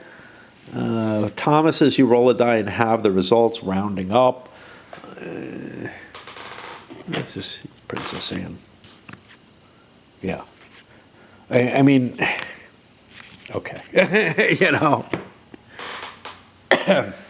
Sure. I'm just wondering why they go into, details that those kind of symbols are pretty common, especially for the kind of role players that they were trying to attract with this game. Okay, you establish your usurpation value. Your player's usurpation value is the combined total of the following. The FARC's value, who is leading the usurpation. You just rolled that. Calculate the player's PC value. Take the PC status rating, double it if they're married. Calculate the player's total facts value. Total the status rating of all friendly aligned characters except for the PC spouse, who's already counted because of the doubling, right? And except for the FARC as well, whose usurpation value is used instead of the straight number. And it's possible, 2 dice times 2 could get you a 4, but he has a 10 status. You don't get the 10, you get the 4. Normally, you will end up ahead, but this is kind of variable. There are other variable values that are out there. We'll get to them.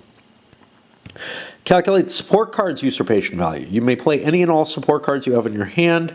In general, those are going to be dice times multipliers. We got a mess. What did I do? I'm wearing my blankie. I don't feel like wearing an overshirt, but I'm cold up here. I don't know. I got the window open. That's why. Okay. To figure the support cards, you use that procedure, total the amounts. All non-usurping players now establish the monarch's usurpation rating. The monarch's usurpation rating is the combined total of the following 4. First, you calculate their usurpation value. If the player attempting the usurpation has Jane as a FARC and the monarch is male, and thus Jane is his mistress, because she's sleeping with the whole royal family, at least just all the males, the monarch's usurpation value will be halved. Now, the monarch's usurpation is, again, a die roll value with multipliers and whatnot. Total the status ratings of all NCs and NRCs, but don't count Queen Catherine if George is the monarch. So she's already included in that 2 dice times 3 that George has. Okay. But there's more. If George is the monarch and Catherine is alive, calculate Catherine's usurpation value and add 10. If the monarch is not George and the monarch is married, just add 10. Okay, so she gets her 1 die times 2 as well, plus 10 more added to that. Oh, here, we forgot this one. Total the status rating of all NCs and NRCs. Don't count Queen Catherine. Yeah, so if there's non-royals in here, like Prince Alan, he's going to produce 10 for you, no matter what, as long as he's not the actual monarch, right? If he's in the neutral pile. As well, all the cards in these other piles, they all add up their statuses. You can immediately see, my God, with 4 players, it's going to be hard to get a total that's going to surpass the values of all these different characters that are out there. Everybody's going to have kind of high PPs in order to have enough characters to have any challenge here, right? Yeah, trust me. This ends up being a very long game and one that sometimes looks like it may just not end. I don't think I've ever finished it with a successful usurpation. I think I may have run out of royals. See, here's the thing, as the royals start dying off, that reduces the amount of total points that are out there. I gotta swap batteries.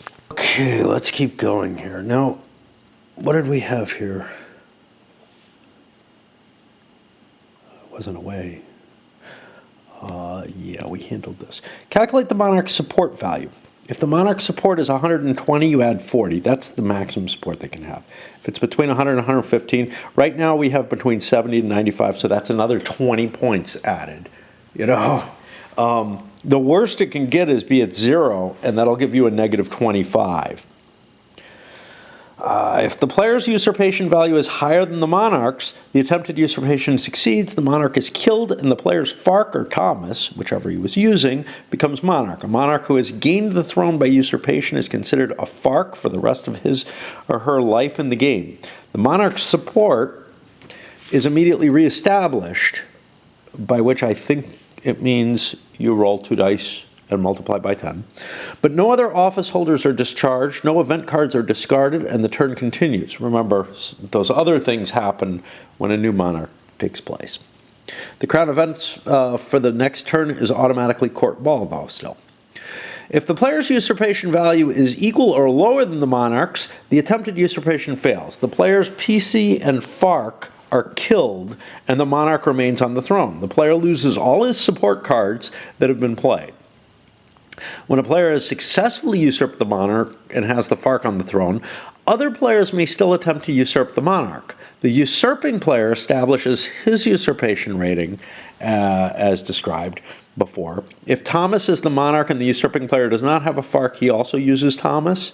It's assumed he's using another pretender. In this case, both players would separately figure Thomas's value and count this in their usurpation. The player with the FARC monarch establishes the monarch's usurpation rating, which is the combined total of the following 5. And it's going to be very similar to what we had here, but it's going to be based on the player. So once a player takes over the monarch, like once you get to the point where a player can usurp, it probably means that other players who are on the same level will also have a chance, and we'll see why. Calculate the player's PC value, same as you would when you're making a usurpation. Calculate the player's total fax value. You count the status rating of all the fax and of FARCs except for the monarch. The monarch gets the die roll thing. Calculate the player's support card usurpation values. They may have some face up already, but you can add additional ones to this. Calculate the monarch's support value. It's the same as before.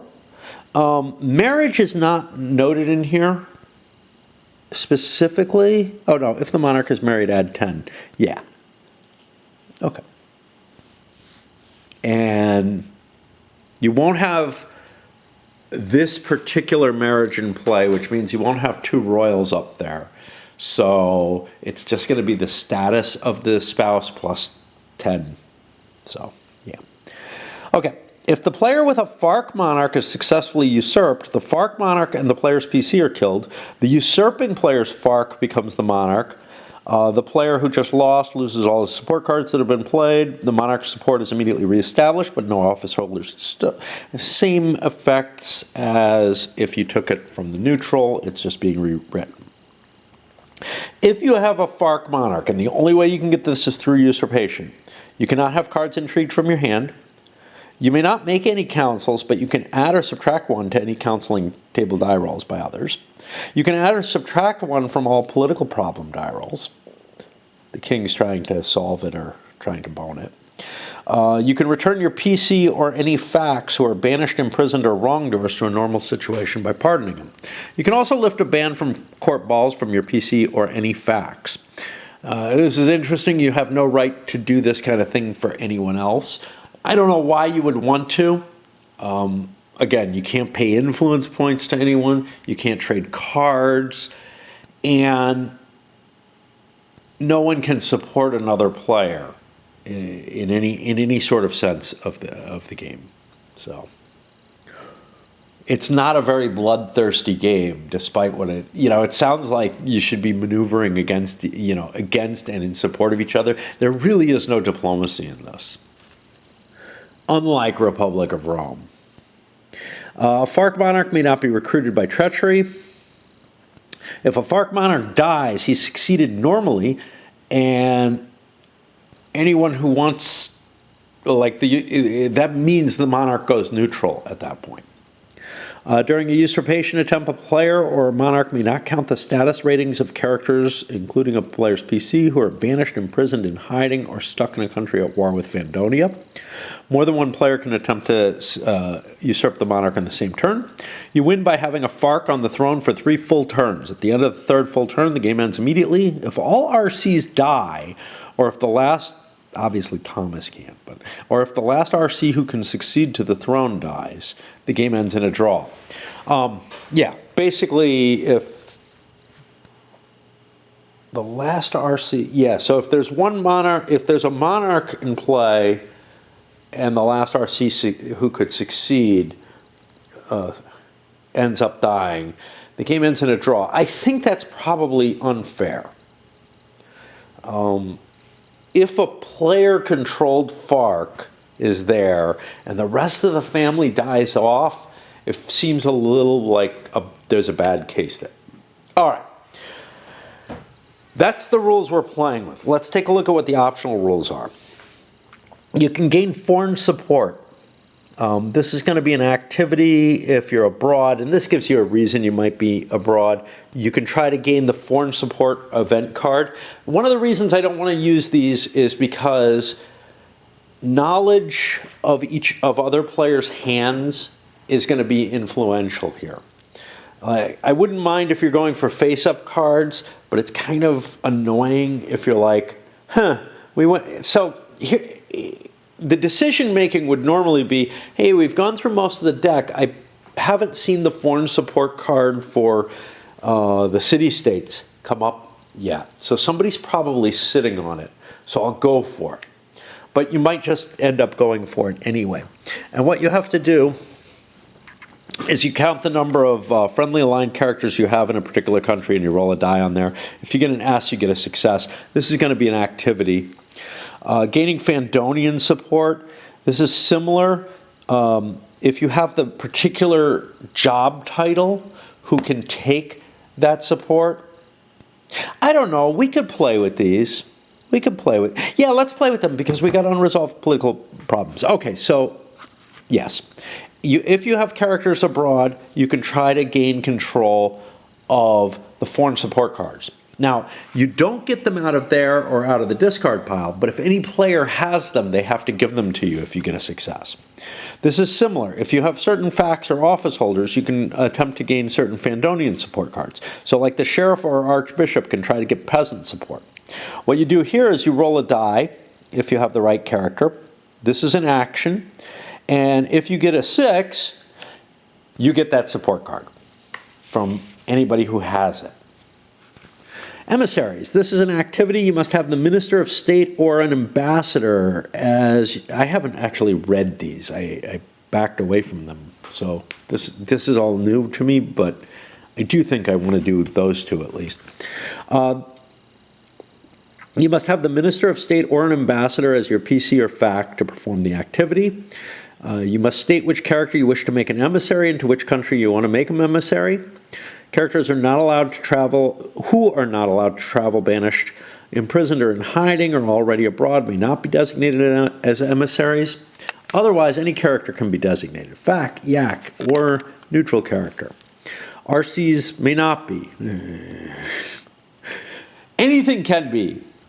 Exception. Only one character may be designated in one turn. If the player rolls the player then rolls the die and consults the emissary table. And again, this is an activity. If the result is successful, that character is assumed to have traveled without having to spend an activity to the stated country. Place the appropriate marker on the character's card. If the result is a dash, the monarch has refused to make the character an emissary and there's no effect. An emissary may not be sent to a country at war. If you're sent there, they must, as emissaries, must travel to return to Fandonia. So you can kind of semi-banish someone this way. You wouldn't do it on your own characters because you could automatically send them to another country. Unresolved political problems. This is the cool one. We won't play with all of these because I see the beginning PC advantages. I don't think I want to play with that. When certain political problems go unresolved for 3 turns in a row, they affect Fandonia as follows. If there's an unresolved banking crisis for 3 consecutive turns, players cannot spend IPs during the next turn. And any future turns where it's been 3 in a row continuing. If there's been an unresolved economic crisis for 3 consecutive turns, at the beginning of the next turn, each player loses an IP. If there's an unresolved agriculture crisis for 3 consecutive, the Crown events result is famine. If there's an unresolved natural disaster for 3 in a row, the Crown results is plague. If there's an unresolved international incident for 3 turns, the Crown result for the next turn is 1 political problem, and the political problem is a foreign war. If there's an unresolved foreign war for 3 consecutive turns, the war spreads, and Fandonia is at war with every other country the next turn. If there's an unresolved townsman unrest for 3 turns, the Crown events for the next turn is a political problem, and the political problem is peasant unrest.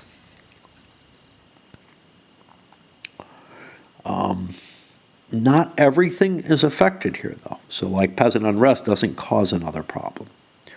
These additional effects are cumulative. For instance, if there's been both an unresolved agricultural and a natural disaster, the crown events for the next turn would be famine and plague. These events continue as long as the unresolved problem does not end when the problem does, and end when the problem is resolved. I don't think they should. I don't think they should just end. I think, first of all, it would be a pain to track. I think if there's a political problem, so if one political problem causes another, the other one's still there. And so I'm going to disregard this and just say no. In terms of the ending when the problem is resolved. Beginning PC advantages, what would this be? Whoever has the lowest ID number and continuing clockwise around the table, each player rolls 2 dice and they get a bonus. Sure, we'll do this too. All right, well, let's see the results of this. Why not? Okay, so who has the lowest number? It's the guy I was going to make first player anyway automatically. So we roll 2 dice and we get a 9. The player may place his PC in the office of his choice. So he gets to discard an office. Now, he's not terribly effective at stuff.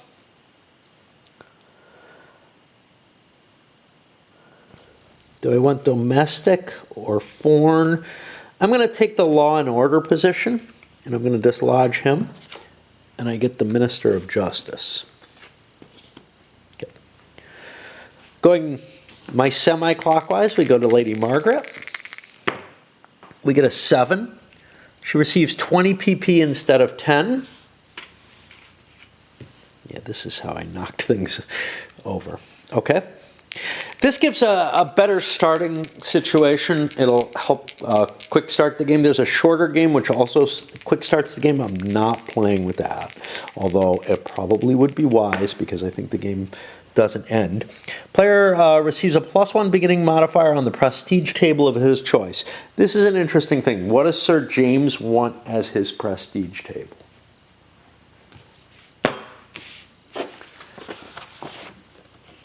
Well,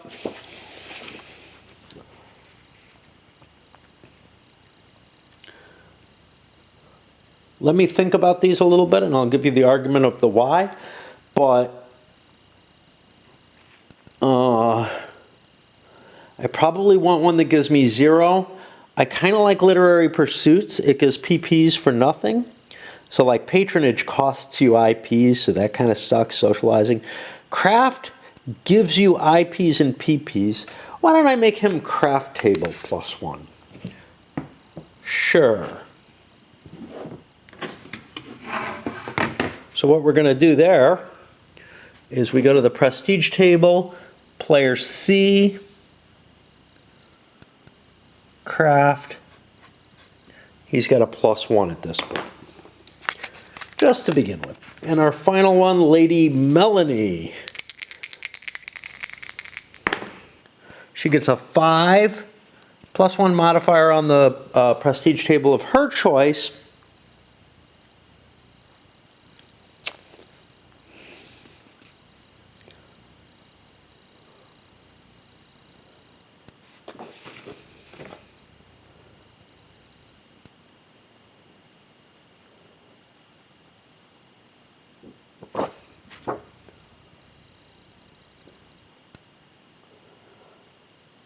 She's going to take it on either gambling or business speculation, I think.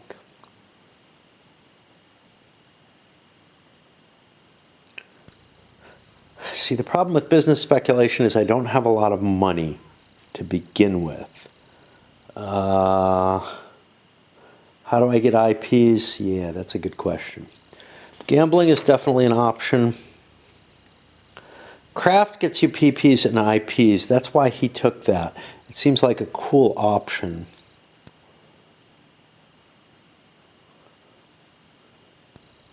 She has a lot of seduction. Seduction allows you to take other characters. I'm going to give her literary pursuits at +1 for player D. Okay. All right. So that one's done. Romantic intrigue. Male RCs may be seduced. If a royal characters. If a player has Jane the Mistress as a FARC, he can use her to seduce a male NRC or EARC. That player must have drawn an intrigue opportunity counter. He then points out the royal character, rolls 2 dice to get a dice number. If the number is greater than the RC's status rating, the RC becomes a FARC. If the number is equal to or less than the RC's status rating, there is no effect. If a player has a female PC or FAC, he may use her to seduce a male NRC or EIRC. Again, I'm going to go with this, I think. The player must have drawn an intrigue opportunity counter. Unfortunately, these aren't going to be spelled out on the chart. Points out, rolls a die and adds the female seduction to it. If the number rolled is greater than the RC status rating, the RC automatically becomes a FARC. So Jane gives you 2 dice. The seduction rating gets added to a single die, which actually makes Melanie very powerful. Margaret, not so much, but she has a lot of pee-pee.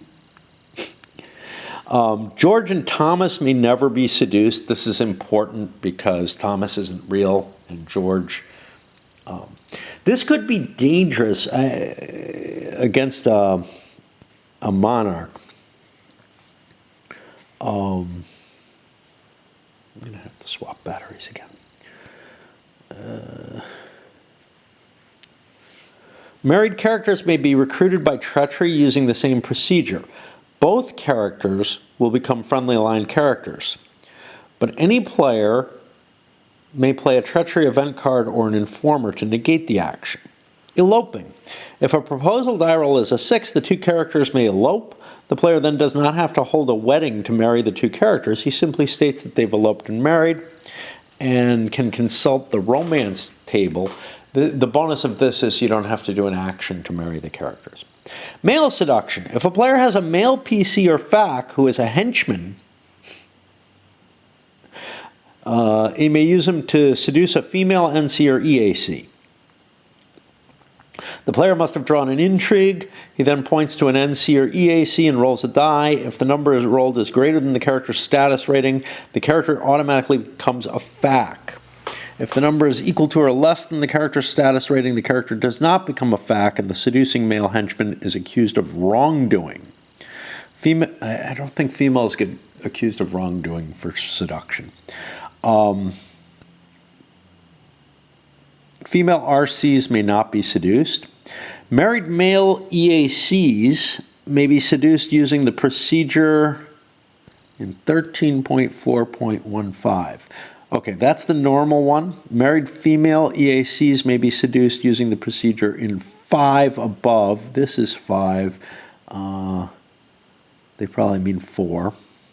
If the seduction is successful, the opponent with the EAC must show the player performing the seduction his whole event hand. If the seduction is unsuccessful, the seducing character is accused of wrongdoing.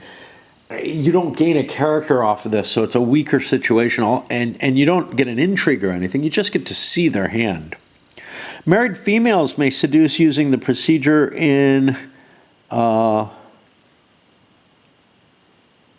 normal procedure. However, if the die roll is equal to or more than the character's seduction rating, the female is accused of a wrongdoing. So if she tries to seduce you, you're like, that ugly hag made a play for me, man. And that can be a wrongdoing. It's the important thing. Guy brought this up, but it's a fairly common understanding. A lot of things are kind of sexual harassment, but only if there's not return interest. Like,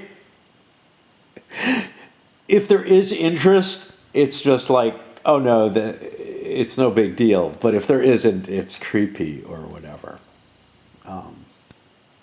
Although I managed to turn interest into, wow, you're creepy, without any kind of harassment involved usually.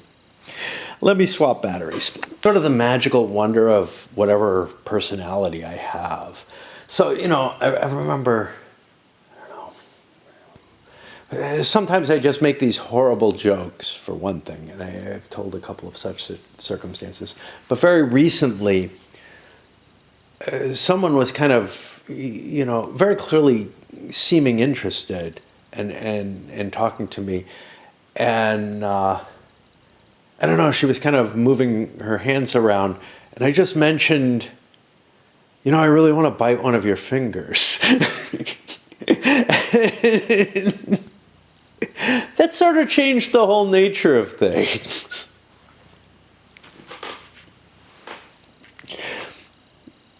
Yeah. Okay. In all of the above, if you're banished, imprisoned, in hiding, or stuck in a country at war with Fandonia, you may not be seduced or recruited. Characters who are abroad may only be seduced or recruited if the characters who are seducing or recruiting them are abroad in the same. Okay, another one. Monarch's Counselor, and I don't know yet. If you have a Monarch's Counselor, you can prevent one opponent from counseling the Monarch each turn. When the opponent states he wishes to counsel the Monarch, the player with the Monarch's Counselor states he's preventing it. The opponent's player turn is then immediately over. A player with a Monarch's Counselor may never prevent an opponent who also has a Monarch's Counselor from counseling. Each Monarch's Counselor may add or subtract one from each political problem die roll. I don't like that one. I think I'm going to avoid playing with that one. Primarily because of this. I don't mind don't listen to him, but I do not like the idea of being able to modify everything with that card. Clemency. I think I like this one. A player with a Monarch's Counselor may ask the Monarch for clemency after a character has been sent to trial and received any of the results banished, imprisoned, or awaiting execution. The player may ask for clemency and any character neutral, friendly, aligned, or enemy aligned. More than one player can ask for clemency for the same character. If you ask for clemency, you roll 2 dice and you get a result. And it might involve the character being executed, imprisoned, or it could end up with a new trial or a pardon. Deliberate incompetence. Definitely playing with this one. I remember this one. Whenever a player who must attempt to resolve a political problem deliberately lets the problem go unresolved, they don't make a die roll. They can still put their -1. The player must roll 1 die. If a roll is a 6, the minister is discharged. Any player can play an Informer event card and add 1 to the die roll. No more than 1 Informer can be used to modify the die roll. And I'm guessing 6 or more in that case. Abdication. A player with a FARC Monarch may abdicate at any time. Yeah, sure, whatever. The FARC becomes an NRC. The player loses nothing. The RC who's next in line succeeds to the throne. The RC who is next in line may be the RC who just abdicated. He becomes an NRC Monarch. Blackmail. Whenever you're in a position to intrigue a card from an opponent's hand, the player can announce that he will attempt to blackmail the opponent instead. He can then ask the opponent to pay him a blackmail at the rate of 1 IP for not drawing the card. If the opponent pays, the bribe is binding and the player may not draw a card for the rest of the whole turn. If the opponent refuses to play, the player may draw a card and then must either discard it or keep it, even if it's an illegal card. Once a player has... Blackmail will not cause the normal intrigue wrongdoing issue. But it does allow you to steal cards. Sure, why not? Sweet Charity. I think this is not a bad idea. At the beginning of your player turn, any player who has no IPs can roll 2 dice to get a dice sum and consults the charity table. This is not an activity. And you could end up losing some PPs or... more likely gaining a couple IPs, 1 or 2. Funerals, definitely playing with this one. Anytime a character dies, any and all players who wish to attend the funeral may. Each player who does consults the funeral table. This is not an activity, costs no IPs. And you roll a die there, and you could end up like making improper advances to the corpse. Oh no, to a relative. Laugh at the corpse. You could end up losing some stuff, but you could also end up gaining some stuff. It's slightly in your favor, and there are no modifiers to it, so probably people will always go. All right, what about the short game? You start with 25 PP and 10 IP instead of 10 and 2. When a character is killed, they're permanently removed from the game except for PCs. Each player can hold up to 15 cards in their hand, and they start with 12. 3 activities per player turn, and certain RCs are removed. And that will certainly shorten the game. And it's probably actually a better choice. We'll try to play this whole thing. We'll see. We'll see. I may just get too frustrated and too tired of playing it. I really may. This is one of those games that, like I said, I don't think I finished it. I think I always got discouraged and just didn't want to play anymore. I know I've done usurpations and I've done successful ones. But like, then, somebody gets assassinated or something, and the faction just collapses and things are horrible. All right, let's send this up. Really don't know if I'm in the mood to... I am not in the mood to play right now. I'm in the mood to sleep right now, because I have a few hours that I have to get out of the way to the next period of raid. And then it's Thursday night. I'm probably not going to do anything tomorrow on this. So again, we're probably not getting any play in until Sunday. But this is a look at a game which I think was relatively innovative. I think a number of things have been derived from it, and the most notable of which is Republic of Rome. But Rick Helly's done a couple of things that are similar to it. That are similar to Republic of Rome. And I think I've seen some other things that kind of capture some of the flavor. Unlike those other games, though, this one is only really focused on the usurpation aspect and on this card collecting and everything. The games which came later, well, the Republic of Rome sort of family of games, let's call it, really took this idea of, let's take the kind of intrigue and manipulation that's going on in this and make that a lesser part of the game, and make what you're doing, instead of just being, roll on a problem table for various offices and whatnot, make the things that you're trying to do, military conquests, whatever, political actions within the U.S. and founding fathers, stuff like that. Make that kind of stuff more the focus of the game, and what this game focuses on to be more of a background type thing. Where did this derive from? I don't know when Junta came out. Junta's close in time period. Junta feels more like... Junta's different. I think probably the closest thing to this is Kremlin. And I know Kremlin existed in a pre-Avalon Hill version relatively earlier, and probably earlier than this. So that's probably the closest thing that I can think of that kind of relates to this. And this is sort of a fantasy version of something like that. But again, Kremlin was a good game. I don't really think this one is. Spoiler for when we get to the end. But maybe I'll have fun this time. Who knows? It's happened before where I've enjoyed something when I play it on video that I didn't enjoy soloing it or playing it opposed. And on the other hand, there's things that I got kind of a kick out of, especially playing opposed. I'm going to bring Imperium Romanum up there. Imperium Romanum is a game that I actually kind of enjoyed bringing and playing with other people, for not really a discernible reason, except sort of a silliness factor that came about through it. But didn't get anywhere near as much when I played it solo. And on camera, it probably had outlived its time for me by far.